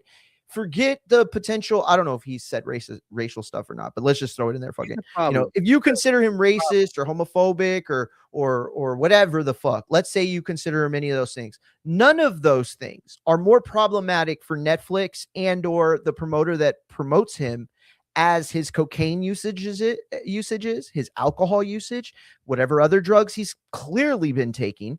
He has been the most unstable version of himself. Now, instability was his brand, Matt, right? But at least he could control it. It was only then when it was, you know, he knocks out some old dude who says the scotch tastes like piss or whatever the fuck he said, you know, it just like one moronic thing after another. And now he exists as someone that, Matt, would you go to Polymarket and if, like, let's say I put a gun to your head and I said, you got to bet $1,000 one way or the other. Would you take on Polymarket, you know, Conor McGregor even making it to the fight, making weight? I would put that if it's I wouldn't. If it's for $100 million against Floyd Mayweather, fuck yeah, he's making it to that fight. Without incident, no, because Mario, there was almost I get what you're saying, Mario. Hey, hold on, I get what you're saying, but they were going to put on a fight with Gervonta Davis, who was also problematic in his own right. They were still going to put his fight on with another problematic guy in Jake Paul. Now, like I said, to me it's an option.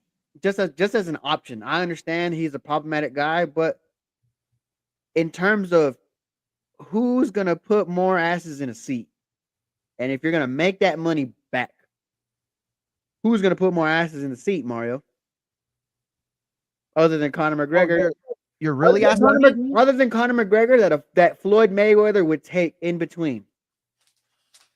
And that's saying if the toughest fight is the third fight on this deal that he says he has with his promoter, would he not take McGregor in between after Pacquiao?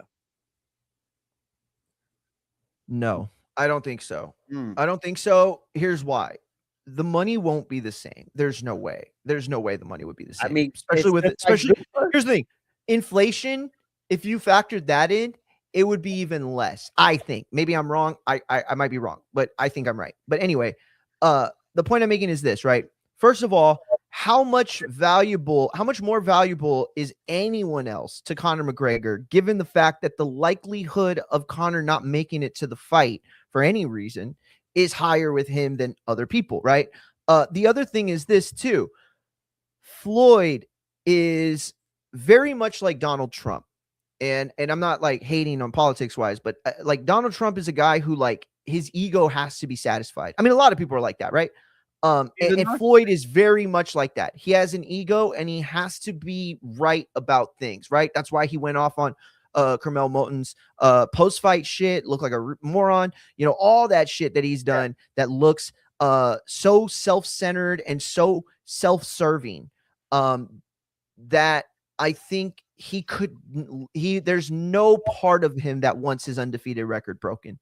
And he is a smart enough fighter to know that fighting Pacquiao and Conor back to back puts him in a better situation to lose than it does to win, right? It's less of a chance he wins if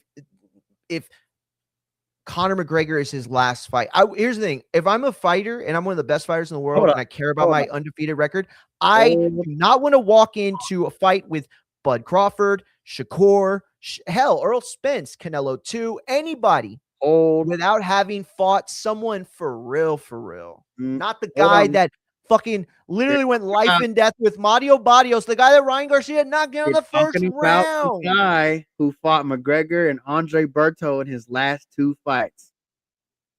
How much, if there's anybody on Floyd Mayweather's resume as a professional, those two, the least possible chance, no matter what the odds set on McGregor, because He was people fighting, Matt. He was fighting. These are This two is different fighting. completely situations. he made sure that he was able to tie and beat that 50-0 record. That's what he was, and he chose the 2 easiest fights in the world. And Conor Sure, McGregor, absolutely. That's how much he Andre Berto. cares about that record. You're right. Conor McGregor is not a hard fight for Floyd Mayweather, a second time especially. I'm just saying, in terms of if Netflix is going to pay for somebody, they would pay for Conor McGregor. If they're paying for Mike Tyson, who's problematic, they would pay for Conor McGregor, in my opinion.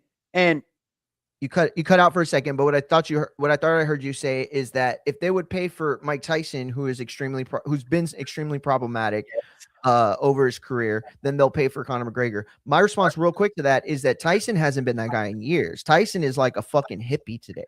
Okay. He's a guy who, is against violence, against wars, cries. I saw this guy pick up Hezbollah and cradle him like a baby and tickle and kiss him.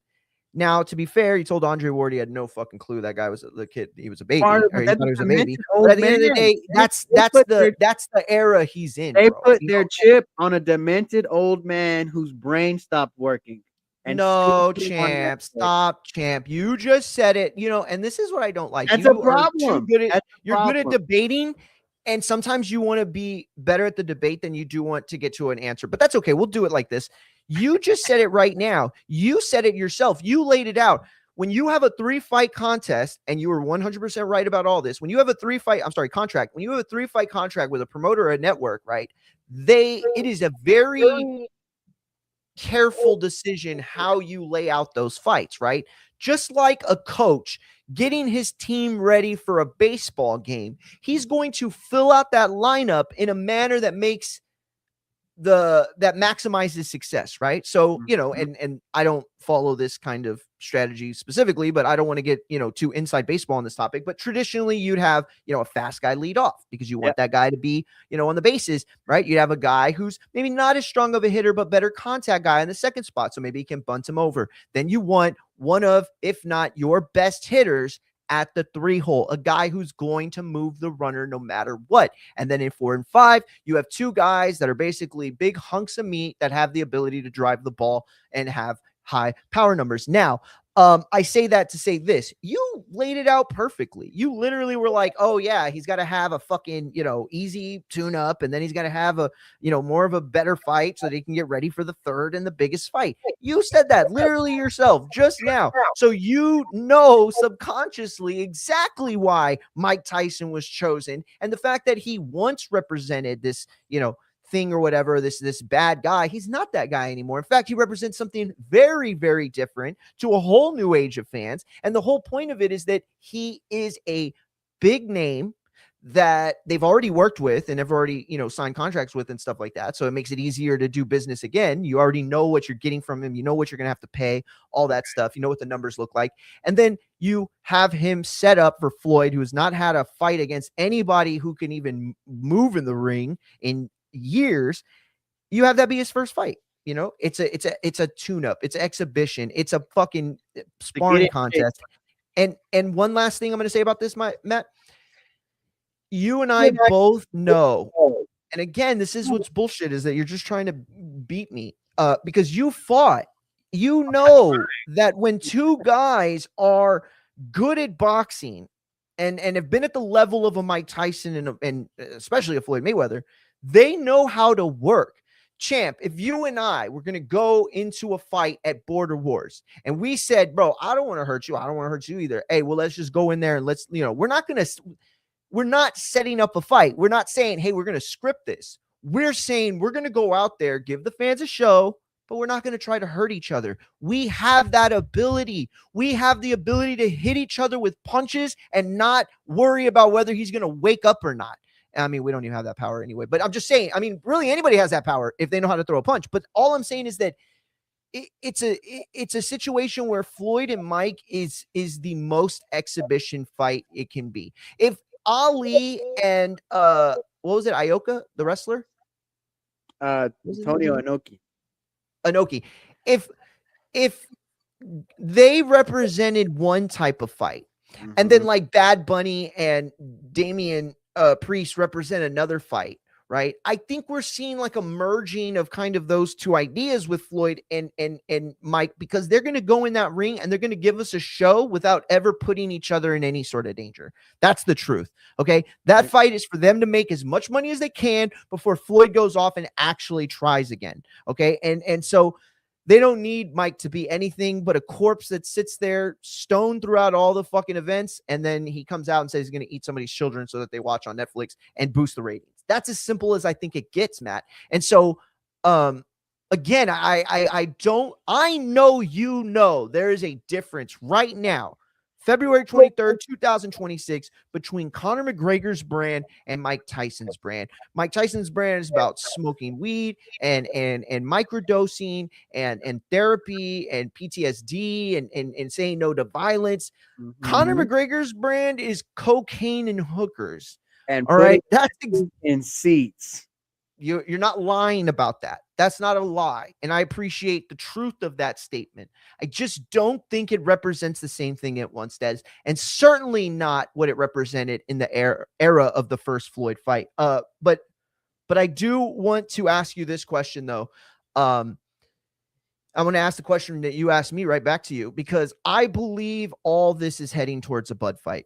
Yeah. I believe all of this is heading towards a Crawford fight. Now, something happened in the middle of the Tyson Floyd, re-emerging talks and the Pacquiao Provodnikov announcement.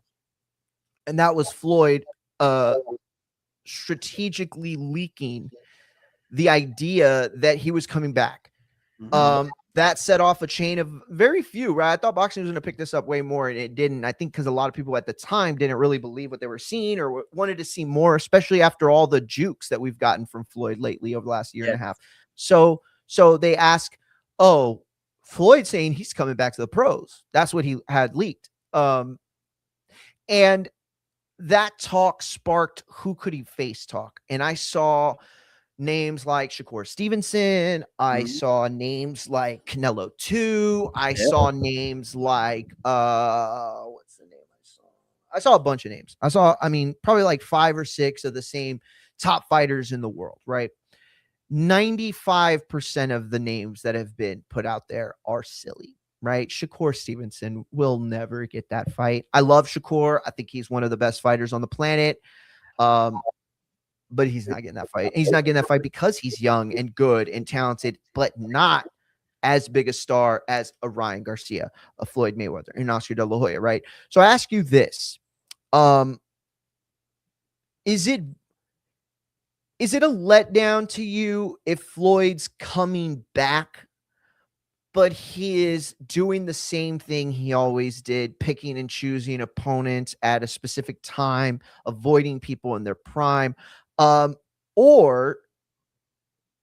I'll just ask you that because I have another question. So, but it's separate.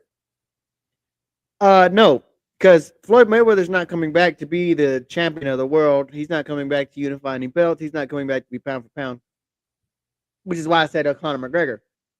Floyd Mayweather's coming back to put on events and make a lot of money. To probably the best guy to ever make calculated risks turn into a profit. I could for sure, and you brought up a name that I don't think would be an option, but it would make sense if it was an option. Like I said, Manny Pacquiao and Floyd, everybody loves to see it. There's people out there that thought Manny Pacquiao won the first fight. There's people that just really wanted to see this rematch. I mean, bro, look, they asked Floyd if he was going to rematch him after he beat him. It's never going to. That's a cycle that's never going to end. Now, I I feel like the end of the road is a Bud Crawford fight because I don't think there's another fight that not only would pay Floyd Mayweather a lot of money, but get Terrence Crawford out of retirement to fight again, possibly next year. Could I see? I could for sure see Crawford September of next year and Floyd Mayweather fighting somewhere huge, no matter where it is, live on Netflix for a whole lot of money. That's for damn sure. Now, another name, if it's not a Bud Crawford, where it's a young enough name that would give him name enough risk that would make a lot of money, especially because Floyd Mayweather. I know the Pacquiao fight is at the Sphere, but Floyd Mayweather has taken his exhibition show on the road. I could see if the names didn't happen, if a tank fight wasn't available, because I think that's the other big fight.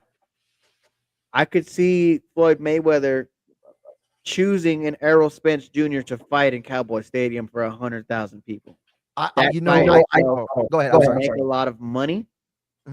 We don't know how Earl looks because like I said, it's been 3 years. He hasn't come back. He's had 2 car accidents. He didn't look fantastic in the Bud fight.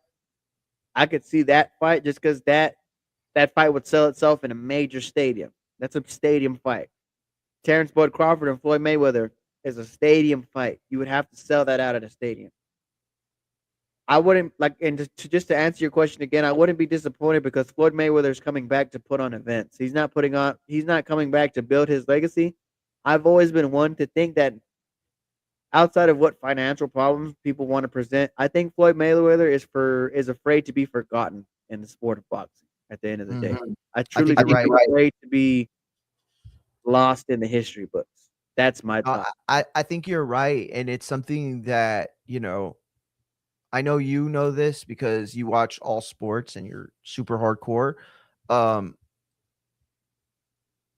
When a guy who has like a lot of clout in his genre of something no longer gets that same level of appreciation and admiration, they get desperate and they do like desperate things, right? I'm not saying Floyd coming back is desperate. I'm saying it hint of desperation. Maybe even reeks of it. That said, I don't know how good he still is. I don't know how bad he wants to fight. It feels like, without knowing all the information, Floyd is struggling right now, or maybe not struggling financially, but not in as comfortable of a position as he once figured he'd be in at this stage of his life. And look, for all I know, maybe he did get ripped off, right? The problem is that it's possible ripping off was there for him to see. You know what I mean? Like, he lived this life of, I don't want to say luxury, but I mean, it was luxury, but it was more like overabundance, right?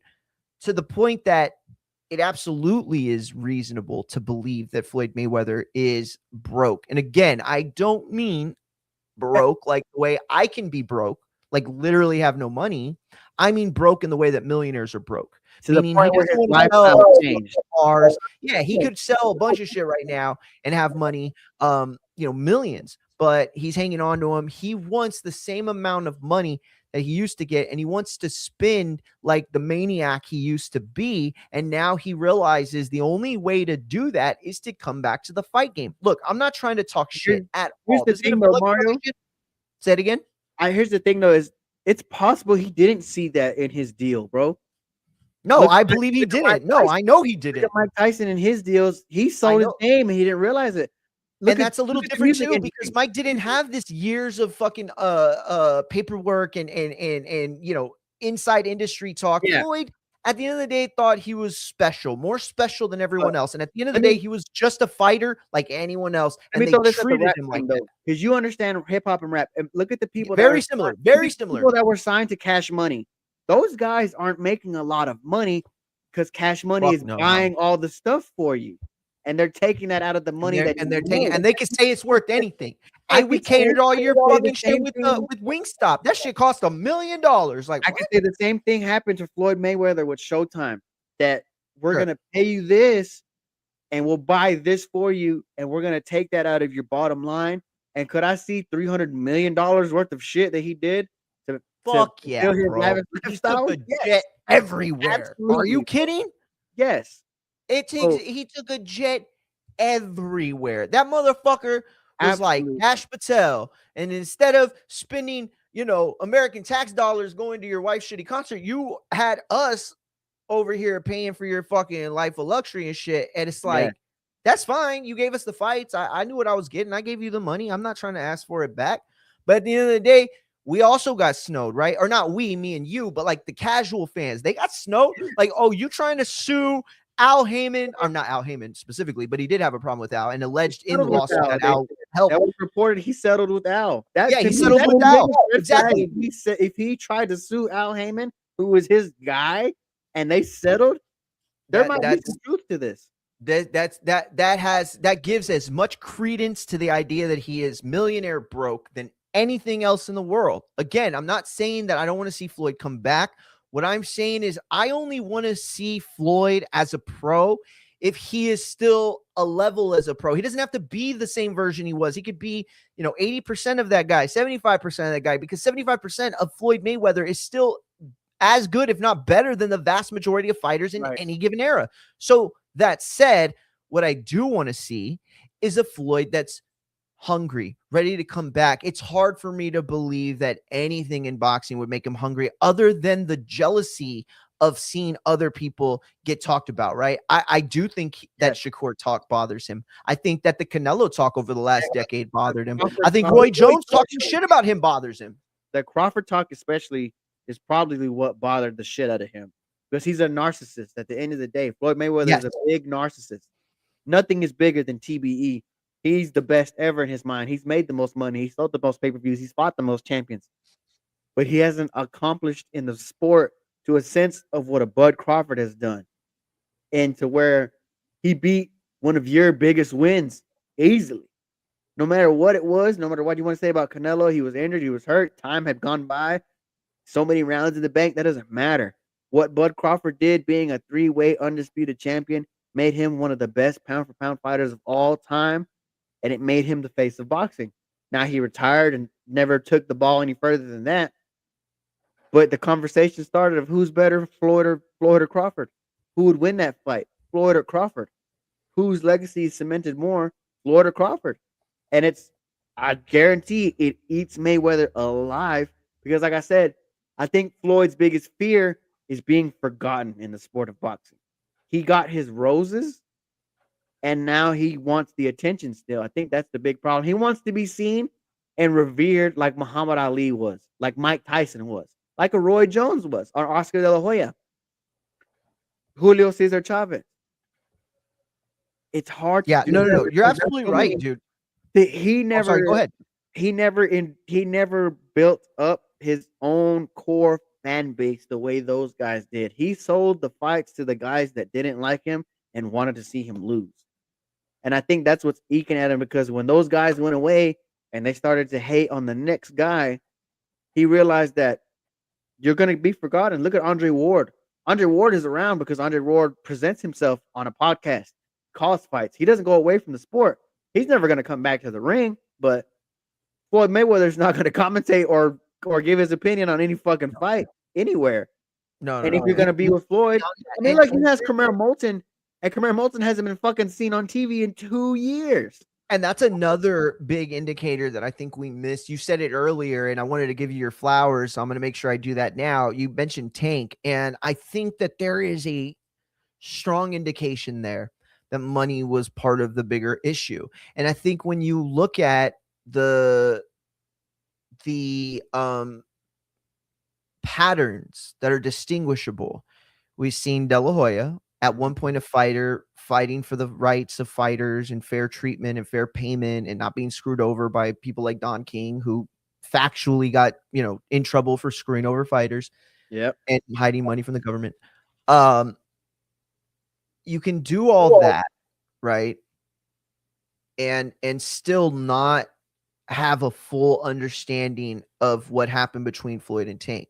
That said, again, it's this idea that at some point you're in the fighter's shoes and you understand what the fighters need. Then at some point you're in the promoter's shoes and you understand what promoters want and need. So we've seen that with De La Hoya, and I think he has become a full-fledged promoter to the point where it's like decayed his fighter soul. But with Floyd, we really didn't understand like all of the, you know what I mean? He's been so busy. It's like, is he just bad at being a promoter because he's bad at doing one job? And this is a guy who can do like multiple things and should be constantly doing, you know what I mean? Or is it the fact that he wanted to do the same thing that was done to him? And so it all lends credence to the same idea you said. We saw Tank leave him. We saw everybody leave him, right? Mayweather I don't even know if Mayweather promotion is still a thing. Here's what's crazy about that, though. Yet, real quick, and yet we never saw Floyd in a situation where he took any of this stuff serious, right? And so all this time has passed, like you said, and now he's just suing. That doesn't make any sense. My bad, brother. Go ahead. I just wanted to bring up, because you brought up Mayweather as a promoter, but I think Mayweather is more important as like a leader, because yes, like these guys left, but Canelo left Oscar De La Hoya and remained a star. People leave Top Rank and remain a star, and their career trajectory stays the same. If you look at a Gervonta Davis and an Adrian Broner, right? Their career is very, very good. Hey, I'm gonna keep my headphones on. I'm gonna fix something in the back. Just keep chopping it up, but I can hear you. Yeah. If you look at a Gervonta Davis and a Adrian Broner, especially, those guys were under the Mayweather.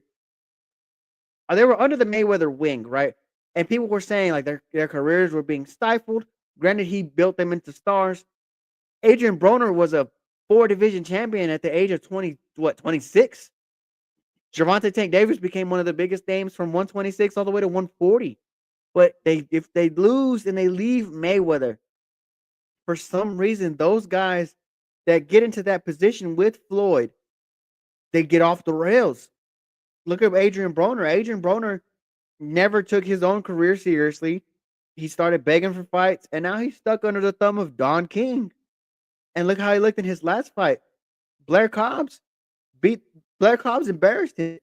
Adrian Broner was on the pound for pound list 10 years ago. He was a pound for pound fighter. But he lost control of himself. He lost control of his vices and his money spending. And we're looking at the same thing with the Gervonta Davis. Gervonta Davis, since leaving Floyd Mayweather, even though he still has a Leonard Ellerbe around, since he left, Floyd Mayweather has gotten into trouble time and time again, whether it be the domestic violence level things, whether it be how he treats other people individually, violating his own paroles and probations, spending money on things where it looks insane what he's doing. Like I said, when a Canelo Alvarez left to Oscar De La Hoya, he remained a star and his career took a great trajectory and became an undisputed champion. Adrian Broner left Floyd Mayweather and he never recovered from that. Gervonta Davis left Floyd Mayweather and he's still a star, but his career trajectory has gone down. Exactly. No.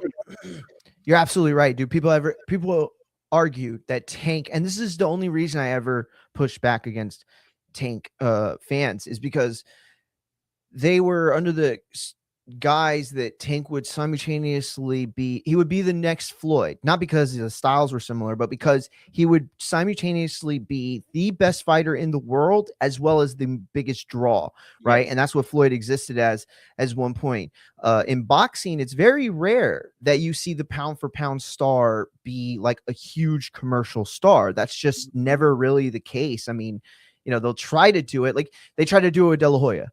There is never a point, I believe, and I'm a huge De La Hoya fan. I think he's much better than most people give him credit for, but there has never been a time in this world of boxing, at least in this timeline that I lived in, that Oscar De La Hoya should have ever been considered number one pound for pound, especially over Roy Jones Jr. That said, though, I agree. That was all about money, right? Let's call him this. Let's pay probably writers to say it or whatever, write about it. But ultimately, like, he was never that guy, right? Floyd, different, represent something different. Matt, this has been such a good conversation. I really don't even want to end it, but I really got to have this convo before WWE starts. And listen, if you want to rock out with us during Raw, you're more than welcome to. If you want to come back later, bro, all love. Anything you want to do, but I will probably stay. I'm gonna definitely stay live for Raw.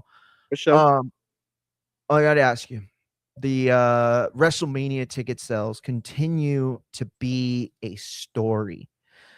For those that aren't aware, WrestleMania 42, coming up in a few weeks, actually, is having a down period as compared to last year this time's ticket sales. So last report that I heard, they were like 14, possibly as much as 16% down from the year prior. Now, the reason this story has gotten more steam under it is because during the Valentine's Day weekend, which I think was last week, if I'm not mistaken, time is irrelevant when you smoke and pass kidney stones all the time. When you looked at it, they had this Valentine's Day weekend coupon. It was a huge thing. They posted it everywhere on their social medias. I believe it was 25% off every single level and every single price ticket, except for like the big package one, if I'm not mistaken. The reports have come back as to how many tickets were purchased in that time period. Matt, you want to give it a guess or no? Since the deal?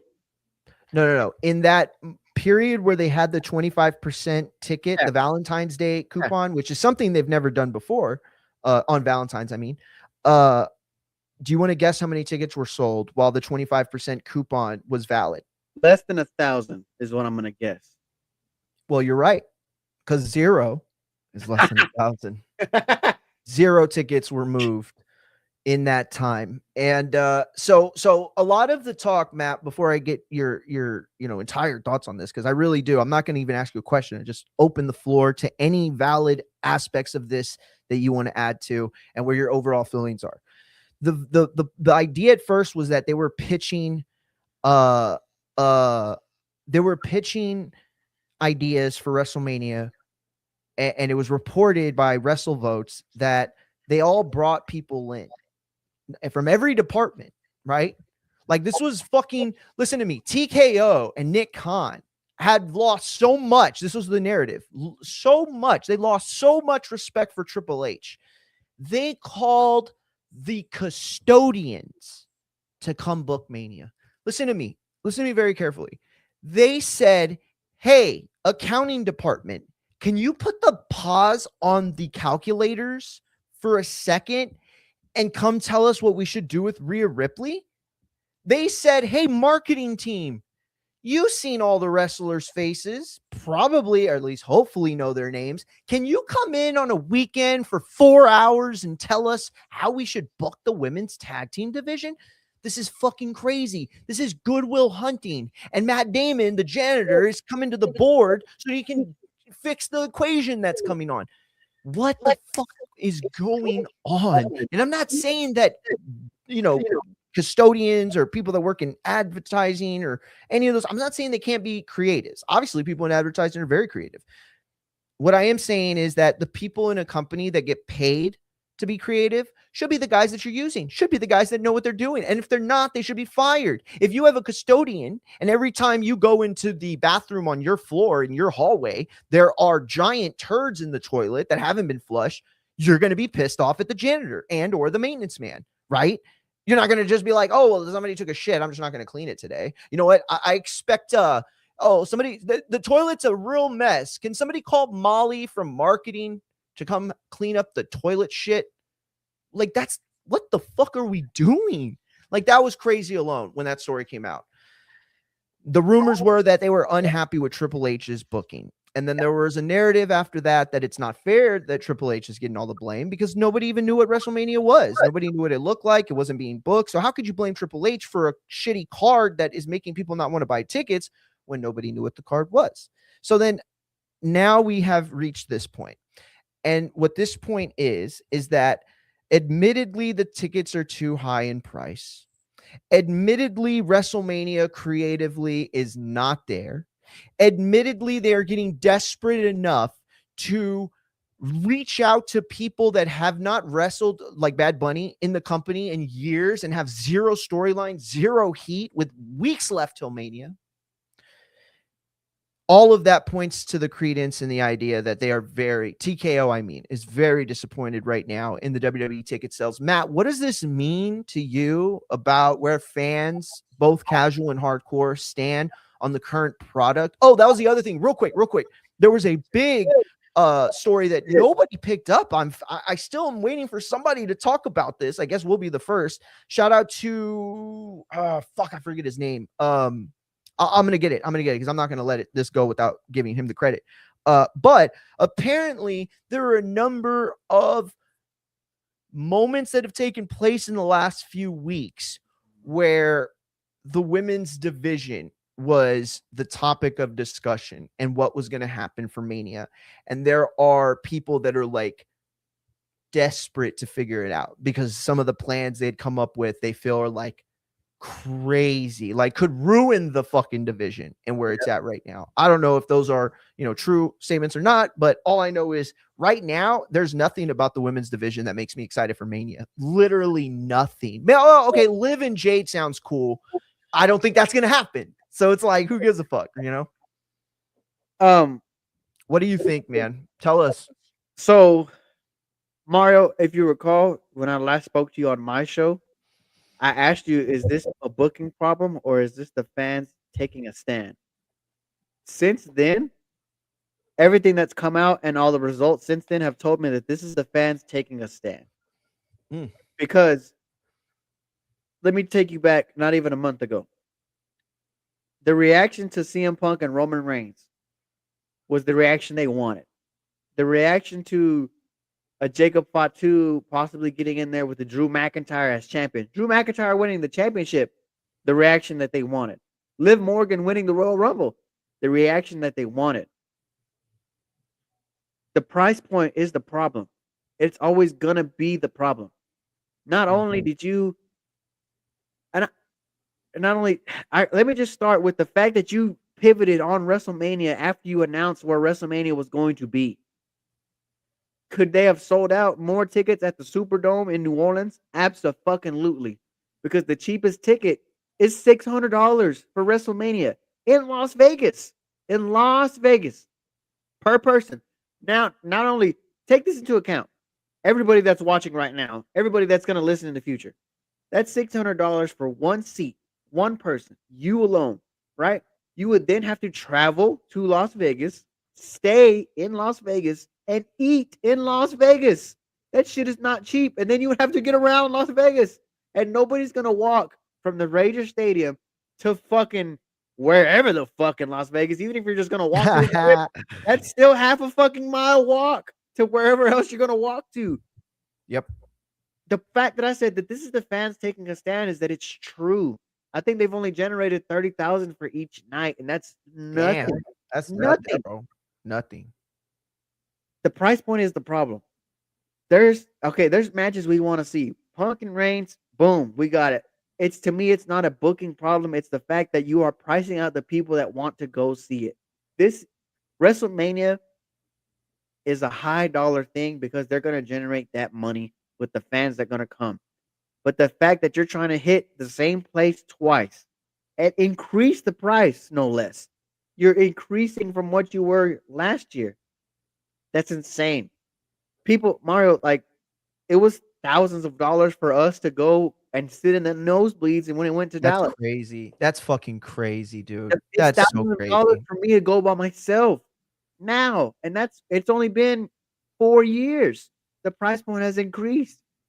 The fact it was a problem the minute that Ari Emanuel and Nick Khan said we are not looking to sell to families, and those are the people that are buying the tickets. Exactly, those are the people that are buying the tickets. Now, I'm going to make my last point here before I get off on it.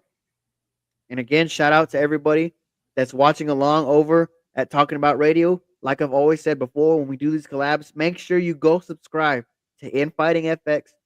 These guys over here, Mario Munguia, representing the sticky side of Texas down in that beach weather, baby. Oh yeah. Subscribe to these guys as he talks about everything from the fight game to the wrestling game. Remind you, I said that this is the fans taking a stand, and this is what confirms it. No tickets got moved, and they gave 25% off. That's the fact that they gave such a big discount. And not only that, 25% off only dropped it to $500 per ticket. That's crazy. One night. That's crazy. Mario, if me and you want to go, that's $2,000 off the rip before taxes and fees. To me, this is the fans taking a stand because I want to see Punk and Roman Reigns. I want to see Fatu in one of the main events for the world title at WrestleMania on a big stage. I want to see what's going to happen, whether it's Liv and Jade or Liv and Rock or damn, I'm blanking on her name. Tiffany Stratton. Stephanie McCourt. Oh, Stephanie for Curry. My bad. I want to see the return of AJ Lee and Becky, which I think they should have saved it, but I see why they're taking it to Chicago. I want to see Finn Balor take on Dominic again for the IC title, especially if he brings back the Demon. But if you're going to price out people like us that are wanting to see the show to try to, I don't know what they're trying to do to their audience other than make them look rich, that they can afford to go to these things. That's no.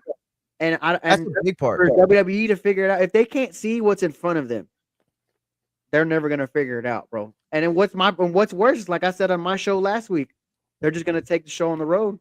They can take it to Saudi, they can take it to Wembley, they can take it to Australia. Anytime. They can take it to fucking Canada, and they'll pay for it. No, anytime. No, I think you're absolutely right here. I think you have your finger on the pulse. I think that the ticket prices are probably the biggest factor, but I think that creative and the lack of the kind of creative that inspires during WrestleMania season. Inspired creative is missing. And I think that is a bigger factor today than it's been any of the years before. It's not that fans don't give a shit about creative. It's that WWE has never really missed the mark on what they're planning to do. Even if it doesn't work, they at least have a plan. They at least have an idea. This year, it felt like they literally never had an idea. Now, I know we heard rumors of Roman Cody. We heard rumors of Punk Cody. We had heard rumors of Braun and Punk. We heard rumors of Braun and Roman. We heard rumors of Seth and Roman. But none of those things, I mean, like all of those things were teased at one point. All of those things were, seemed like potential directions. And yet none of those ever had a path laid out for them. So that today, CM Punk and Roman Reigns, a main event that exists with so much, over a decade worth of history, was made after Roman Reigns won the Royal Rumble. Like, dude, don't get me wrong. I'm not saying that's a bad thing. I'm saying that should have been part of the story, is that we want so badly for Roman to fight Punk, who is either not wanting to fight him or, says, fuck you, whatever, to the point that we need that match. So Roman has to win. There was nothing exciting about Roman winning. The only reason he got cheered is because of where they were. Okay. And so I feel like they knew they could go to Saudi. They knew that they could put Roman over and they would get every single casual in the fan, to fucking be horned up about it. And that's fine. But all I'm saying is that there was a story to tell, and you used the baseline narrative from Royal Rumble to WrestleMania to secure that match. And I'm saying that it didn't need that. They could have fought for a title. They could have fought for a grudge match. It could have been anything else. And you secure that Royal Rumble win for somebody who, probably deserves it. But I think your points are very valid. I do want to ask you real quick, just a small thing about the Chamber this weekend. Because there was once upon a time where I thought you ruined WrestleMania for me. This was, I think, November, maybe December, and you said they're going to give Braun a title match after Punk wins it. This was right after Seth got injured, now that I think about it. Yes. And then you were like, they're going to give him the title match either at the end of the year on Saturday Night Main Events or on the Raw Netflix. Everything you said came to credence. And then you said he was going to lose. Braun Breaker was going to lose, and Punk would retain the title, only for Braun Breaker to go to Elimination Chamber in Chicago and win that match in front of Punk's hometown to set up a WrestleMania match. Every single thing, even the small aspects of that booking, you got right. Like, I think 100%, but let's just say 99. I was very, very scared from December to January that you ruined it. Like, you were not just right. It was clearly what was going on. Braun's hurt now. Obviously, that's not the case. A lot of momentum lost, but I love the fact that we don't really know where it's going, despite the fact that Abe continues to suggest they're going to somehow find a way for Jacob Fatu to get into the match with Cody, who's going to win the chamber, in his opinion, and face Drew McIntyre at Mania. I'm not so sure. Asking you, what would be the direction that you think would work best? And is there any scenario in the world that Trick Williams wins this weekend? Whoo, absolutely not. Absolutely not. Okay, Javon Evans, absolutely not. But an absolutely Trick not. Williams, Who's been given a lot of time. Trick Williams is a star.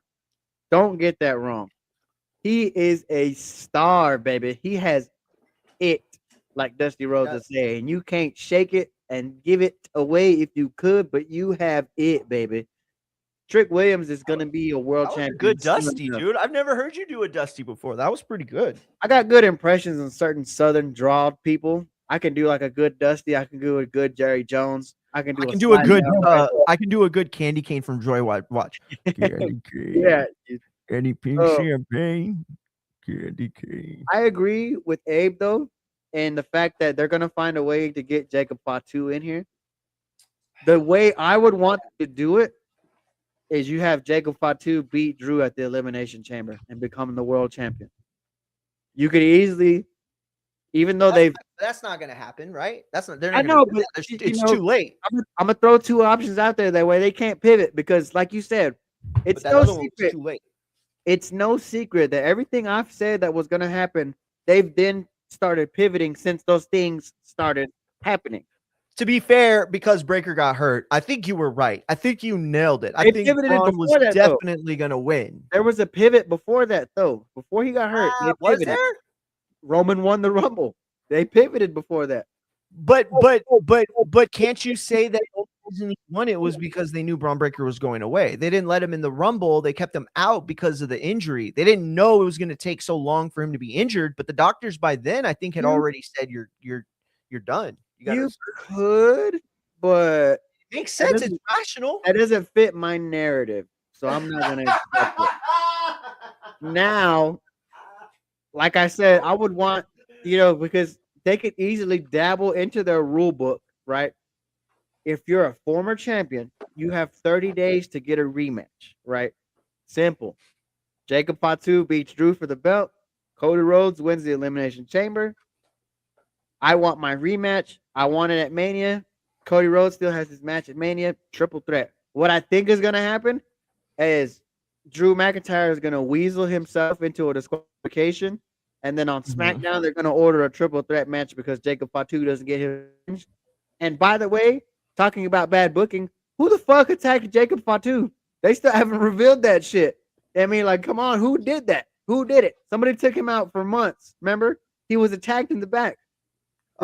I literally forgot all about that. Exactly. I don't forget this shit. Now, like I said, can't believe I forgot that. That's such a big fucking. That's like Vince McMahon. Who killed Vince McMahon? I mean, not as big, but I mean, there was a reason they forgot that shit because Oh no, of course, but it was still a big pivot. Things I don't. Triple H and Tony Khan are really bad about forgetting the shit they set up in the first place. Like they put this bucket of water up here and forgot that shit was there and spilled it on themselves. Now, I think that's what's going to happen is Drew McIntyre is going to get disqualified and eventually they're going to say, you know what, we're tired of it. It's triple threat. There's no DQ. Cody Rhodes, you're in. Jacob Fatu, you're in. You deserve a shot in a proper match. Boom, bap. You guys got these problems together. That match is going to happen. I also think, just a quick predictions before I hop off, Finn Balor is going to get fucked over by the Judgment Day, and he's going to get kicked out of the Judgment Day, leading to that match with Dominic Mysterio, because Finn Balor, like I said, at Chamber. Yes. Like I reported from that live show that we went to, Finn Balor is a babyface. He got a babyface reaction over Javon Evans, who is a big babyface, and people love him. Finn Balor should come back as his babyface self, bring the demon back against Dirty Dominic Mysterio and let him win that IC title. Yo, and it would be dope if he did it if Dom came out in Dia de los Muertos face paint. Like at least half, right? Or Finn.